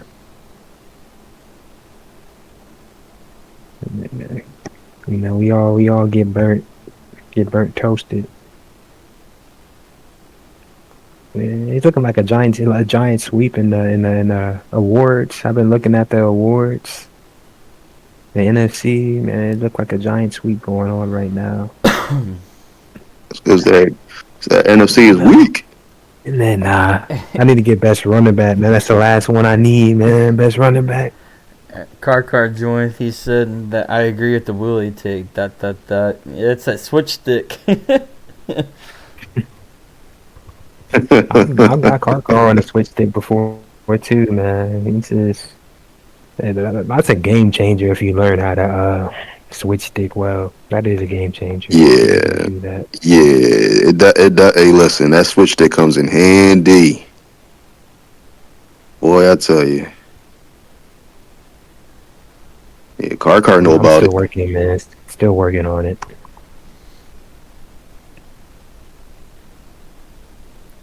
True. But thanks for commenting, Car. He said that switch stick got a pick 6 to a deep touchdown. Yeah, when we were playing our playoff game last season, Car, when I had hiked the ball and I saw Jameson Williamson just running up the sideline with no one guarding him, I had to like blink twice to make sure I wasn't about to throw something stupid. I was like, "Is he baiting me?" And I was like, "No, he's just wide open." I let it loose.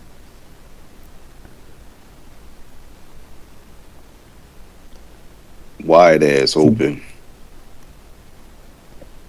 Alright, so I guess to close it out, like our top 3 for the categories, passing users, we had Trill, Todd, and Mike. For rushing users, we had Mike, myself, and then Byron. And then for defensive users, we have... Who do we have at 1? Is it Mike or Trill? Yeah, y'all didn't really come to a consensus. We can give it to Mike. So Mike, Trill, and then myself.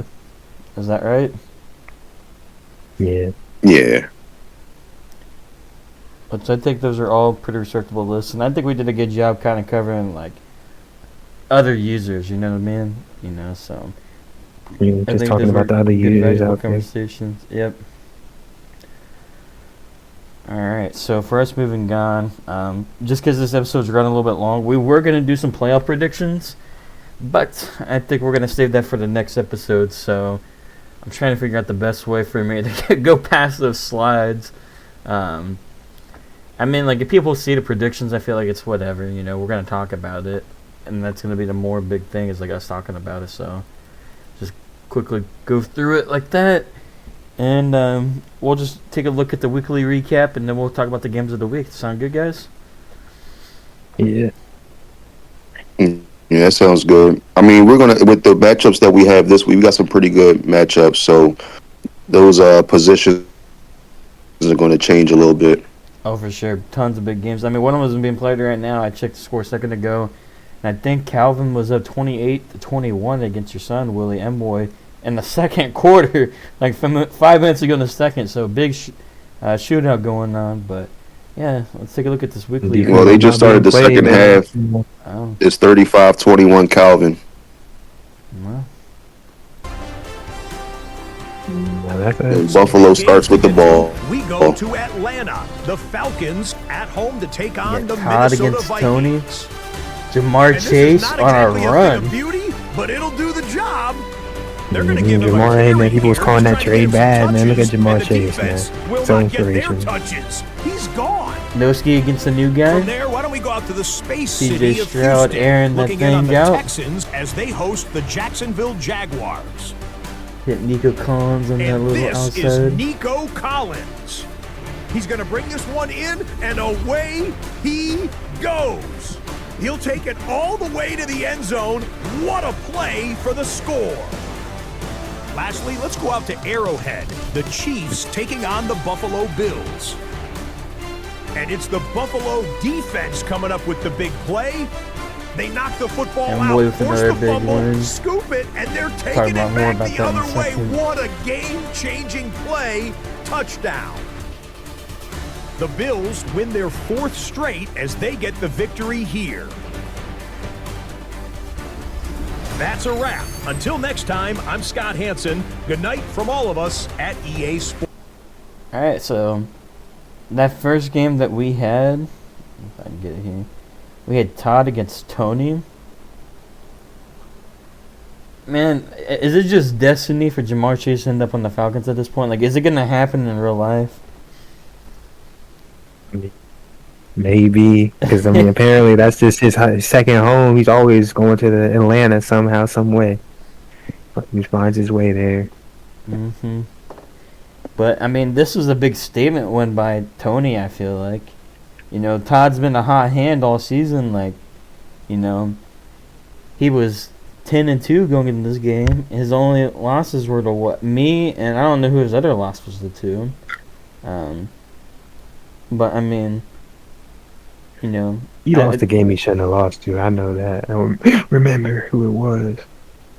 Yeah, I can't remember who it was. I think he lost to Emboy. I'm pretty sure he was Emboy. Emboy. Yeah, yep. Yeah. Which Emboy is a I guess I ain't that opponent. bad. Yeah. But this is a big win for a couple of reasons, and I think the biggest one is it's had a huge impact on the playoff picture. So this win, Tony jumped to the 2 seed. And Todd's now the 3 seed, and now he's only a game ahead, game and a half really, because I won the first game on me in the NFC North, and with me playing Tony this week and still having Todd again, this kind of opens up the pathway for me that I had previously mentioned, where like I can still get the 2 seed, like it's still possible for me to do that. But this was definitely a big win. Because Tony hasn't beaten like a top guy yet. Like this season, he hasn't beaten anybody. He's lost all his top tier games, so this was a big one for him. It says a lot about the NFC South, though, man, that he hasn't really beaten anybody. Really, he got whooped on by Car whooped on him, and City whooped on him. Then he lost a close one to Mike, but like all his high caliber games he lost, so it was a big win being able to beat Todd.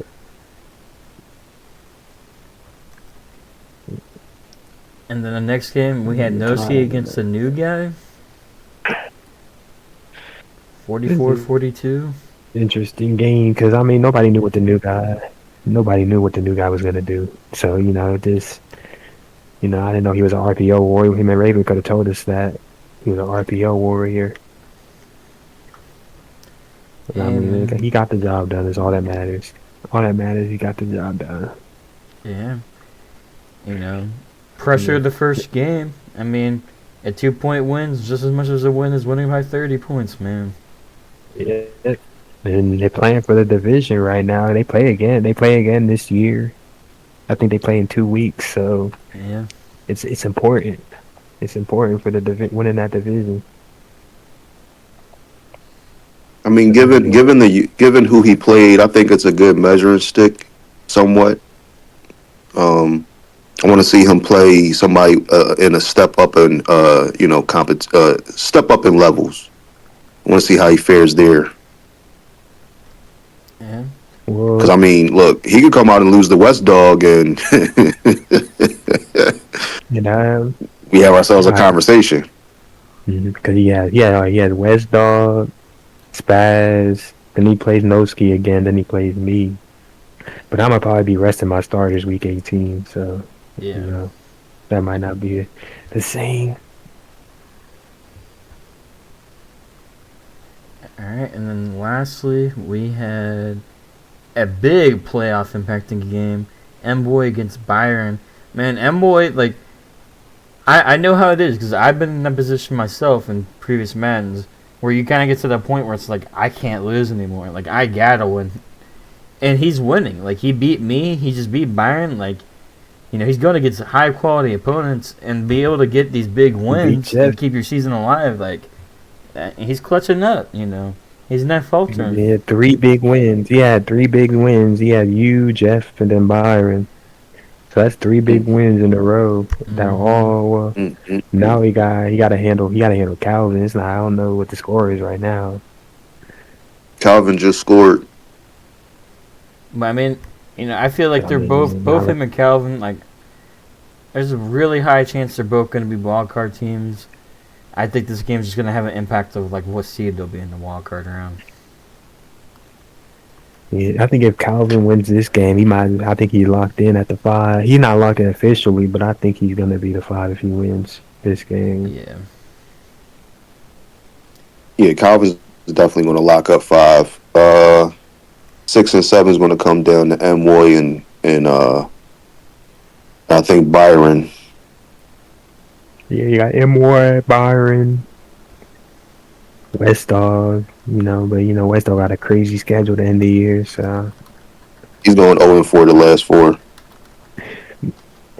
just gotta put him out there. That's all. Put him out there. Yeah, shout out to the AFC. I mean, I don't think. Yeah, we haven't bad. Like, it's only going to be one person coming out the South, but they have a 3-way battle for that. The West is looking like it's just going to, like I said, it's going to be Byron and Shitty. Shitty's going to win that division. The North just might. My brother, his schedule doesn't allow for him to be able to play his user games down the stretch. So, and he's lost to M-Boy, so he's lost tiebreaker games. Yeah, Byron has 2 CPU games coming down the stretch on top of the 2 user games that are winnable for him. So I think the way it's going to shake out, like, Reds falling off again. It's a repeat of season 1. Start off hot, fall off fast at the end. And unless Noski can split with new guy, CJ, and win those other games, he has a chance, but it's looking slim. Yeah. I think winning the division is the way for the South to get in. I agree. It was like that last season, so no different. But I like getting the new user. He seems like he's going to be competitive, So I seen how he was talking in his chat after the game. So a little chatty patty. It's just cool. He said, "Have you played football?" He said, hey, listen. He said, "Listen, I was just like, what's going to be said after this? Because when you ask somebody if they play football after beating them, I'm thinking he's about to diss the shit out of him. Yeah, he is coming from a some position really of good love. teams. He's a chill dude. Yeah, I thought he could have went real that south. was funny. I was like, uh-oh. Yeah, he could have went south pretty quickly. Yeah, he couldn't have asked me that. But he was being nice, though, man. If he was being nice and asked you that, you'd have been cool, though. Would you have been cool? Because he was being nice about it, man. He was like, yeah, man, yes. You the new guy. You can't come talking to me like that, man. Nah. All right. He said his pride won't allow it. Should we go ahead and do our predictions for some of these big games this week and kind of cover them real fast? Let's do it. Why not? Fuck it. Super Bowl rematch. We got Mike and Trill, man. This is going to be a big game. Is this game in New York or is it in Baltimore? It is in the B-more. This is going to be an interesting the Giants going to be on the road. It's going to be, we're going to be on the road, man. I think the thing that makes this interesting is Mike runs his stuff. Like, it doesn't matter what day of the week it is, what time of the year it is. It does not matter. Mike's going to run his stuff. Now, I guess with Trill, it's like, I'm curious to see, Trill, if this is going to be an opportunity for you to, like, change things after you lost in the Super Bowl that you want to test out, or if you're going to try to keep some things up your sleeve in case you guys play each other again in the Super Bowl. But again, like I don't know if that's necessarily that big of a thing on your mind, considering Mike's gonna run his stuff. Like we all know that, Mike doesn't change that much. You know what I mean? So I don't know. That'll be interesting to see. If I had to pick a winner, I think I'm gonna go with Mike, and I'm gonna go with Mike 45-42. I think it's gonna be a shootout. Just because his defense sucks on this man.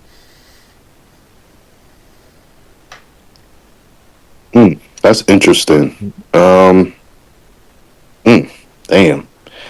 I think it's going to be. I think it's going to be a tight one. I don't think it's going to be a ton of points scored. I think a lot is going to be held close to the vest, just in case they got to play later. I predict it'll be Trill. I'm going to say 27-24. Yeah, 27-24. So field goal difference on your end as well. Different areas, different areas and different opponent, but still, I think we both agreed that it's just going to be a close game between the two of the users. It's not going to be a blowout. Yeah, I don't see a blowout brewing for this one. Who you got winning, Trill? You going with Mike? Man, we going for 100, man. What you talking about? Yeah. You said the Going game's for in the Baltimore hundo. or Indy, Chicago? Yeah, man. We gotta the game. It's game in B more, man. We gonna come in his trap and take over his trap, man. We going 100. Yeah. Going for 100. Uh-oh. You gotta make history. All right. And the goat debate. Yeah, I'm curious to see how Neighbors, Branch, like this Neighbors Branch duo. I want to see how they fare in this game. Yeah, that's it. Man, we don't force feed in New York, man. We don't force feed. We just take what's there. Play ball, man. That's it. No luck in politics. True, They but just play Branch is ball. a hell of an addition to your offense. Like you had Neighbors last year. You was doing your thing with the other guys, but adding Branch is like a boost of steroids a little bit, and especially the way you've been using them. You've been using them pretty good. Like you've been real creative in how you use them and attacking with them. I've been impressed, but I'm pretty sure Mike's going to have an answer for it. That's why I say I think it's going to be a close game. That day after the draft, or I think it was that night actually, I was in a party of Red and some of them, and Red was like, "Raven, how did we let Trill get Branch?" And he just went on a little rant. He's like, "I don't know how this happened." He's like, "We're screwed. We're doomed." Like, it might be exaggerating a little bit, but he definitely said, "How did we let him get Branch?" So, definitely been a great addition to that already electric offense. I mean, if I didn't get him, Mike was gonna get him. He might not admit to it, but I'm surprised Branch was there. Yeah, I don't know how he was there at 31. I think a lot of people went defensive early. And I mean, there's already some people that weren't looking at wide receivers. Like, I wasn't looking at I had a good defense, because I wasn't doing a BPA strategy. I had to go to team needs because it was just that bad. You know what I mean? And some people just don't really do their homework when it comes to drafting and all that. So. I mean, I had a decent. We have a lot of guys that don't come. Yeah, man, I had a decent receiving core. I mean, Hyatt wasn't a terrible number 2. He wasn't, but I think Branch was more. He's a way bigger upgrade as my receiver too. Oh, for sure. Compared to Hyatt. For sure, no debate. Yeah. Mm-hmm. All right, up next. No doubt about that. We have Shitty, aka Malik Comp 93, going against our other host of the podcast, Willie. Is this game in Miami? Yep. Yeah, that's gonna. It is in Miami. And this is gonna be an exciting game. I definitely think it's gonna be a little bit higher scoring. I mean, both of you have your moments and know how to play defense, but I think both of you really shine on offense. I think I'm gonna go. Oh man, this is This is a tough one because I mean, Shitty's undefeated. You know what I mean? Like, it's hard to pick against him. It definitely is, because I don't think Shitty has any other. Well, now you got Byron still. Byron's gonna be his other like high-profile game that he got left. Man, I think this is just his year. Before you listen, before y'all give before you give your prediction, I'm gonna say this, okay? Yes, he's undefeated, and yes, he's earned his undefeated season so far. And he's not necessarily blown out the top comp. They're all like, for the most part, one possession games, except for one of them. But I will say, like, no matter how the game is, whether it's high scoring or close, he's been pulling it out. He's been figuring it out. Mm-hmm. So I just wanted to say that before y'all give y'all prediction. I think I'm gonna go with Shitty 34-28. 34, And I 28. think it's gonna come down to like the last 4 minutes of the fourth. I think it's probably gonna be a little bit more high scoring. I would say it'd probably be Shitty for like 42 to like maybe 40, 42, 40. Yeah, it's Something gonna be like one that. possession a game. I think. If it's two possessions, it's just because like somebody threw a pick six at the end or something.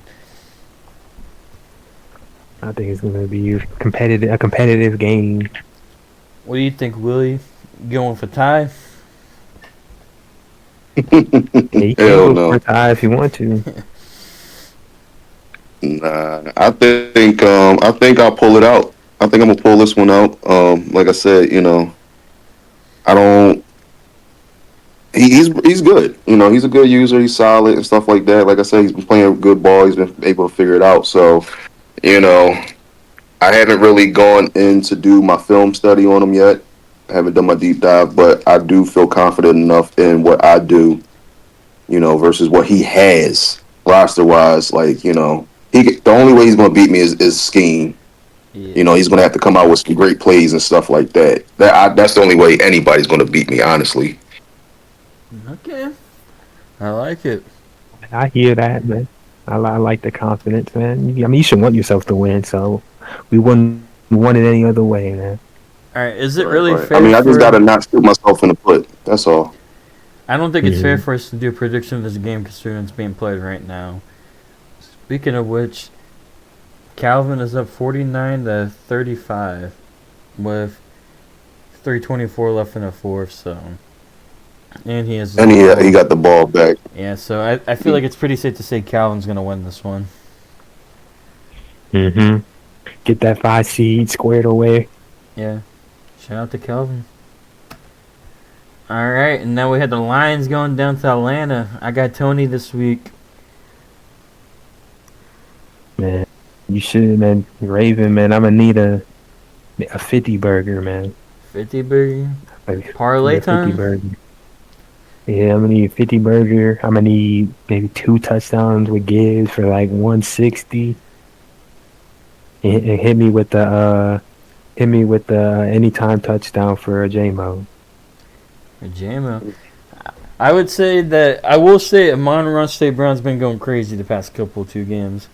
I think in the last 2 games Amon-Ra has like 10 plus touchdowns, which I know it could be a byproduct of the people I've been playing, but he's just been making plays.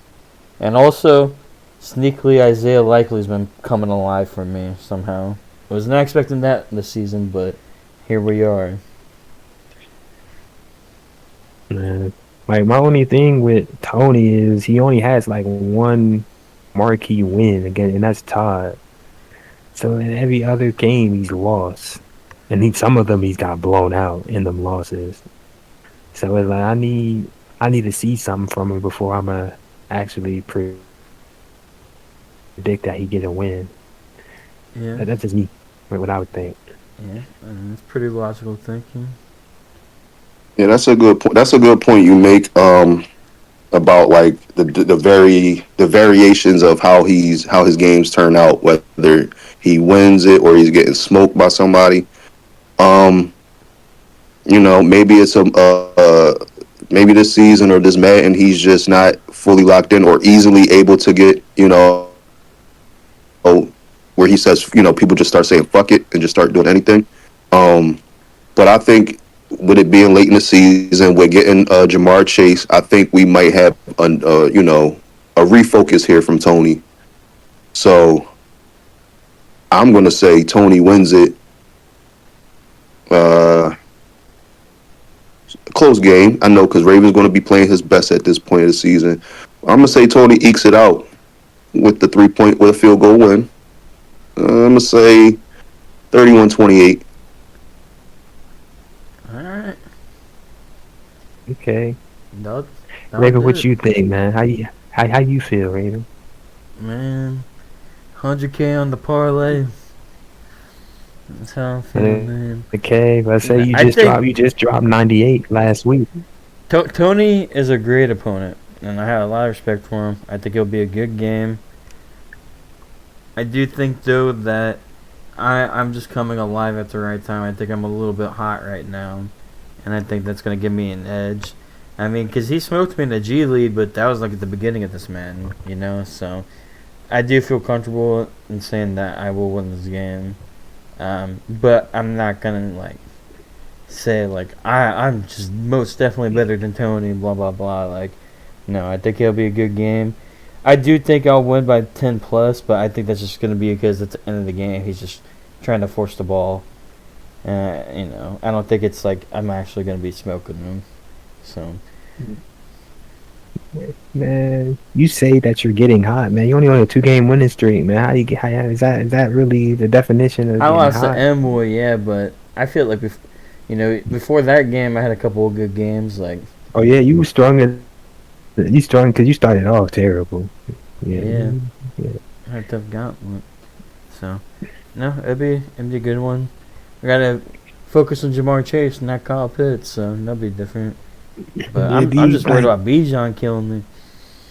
That's a homecoming. That's homecoming for you, man. You could be playing at Atlanta. Me and You Jesse playing Bates heading at back. Atlanta. You Heading just back had to the the A. Falcons. Yeah, you just had the Falcons See my last night, banner up man. So I there? feel like, yeah, see your soul lonely banner. Yeah, man. Yeah, man. I brought the City Atlanta championship. They hadn't seen that before. Yeah, that is true.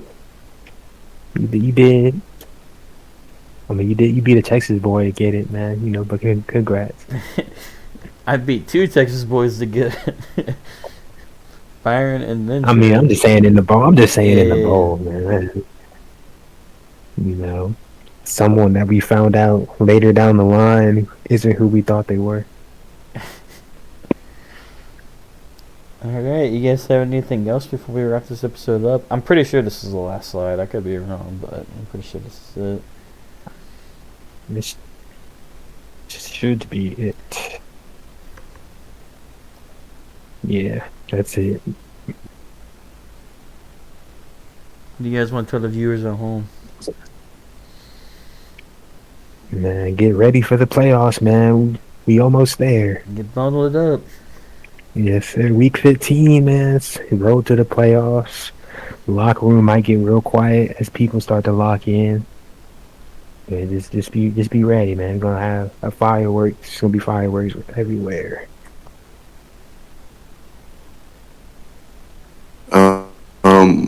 My word to the Row League community is from here on out, the rest of just this season right here, season whatever 2. Please don't let anybody put 90 on y'all. Let's just put these 90-point beatdowns to bed, please. Alright, and before I wrap things up, I have a quick hit question for both of you.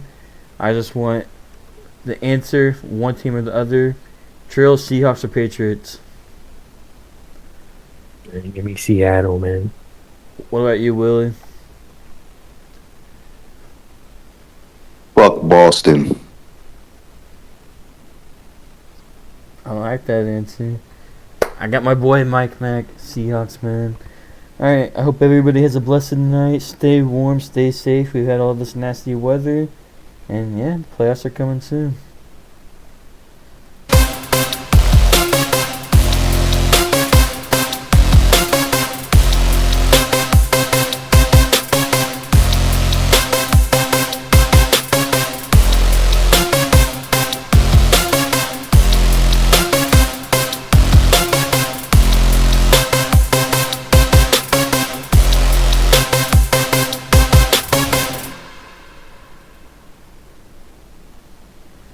Welcome to the RoShow League Podcast Network.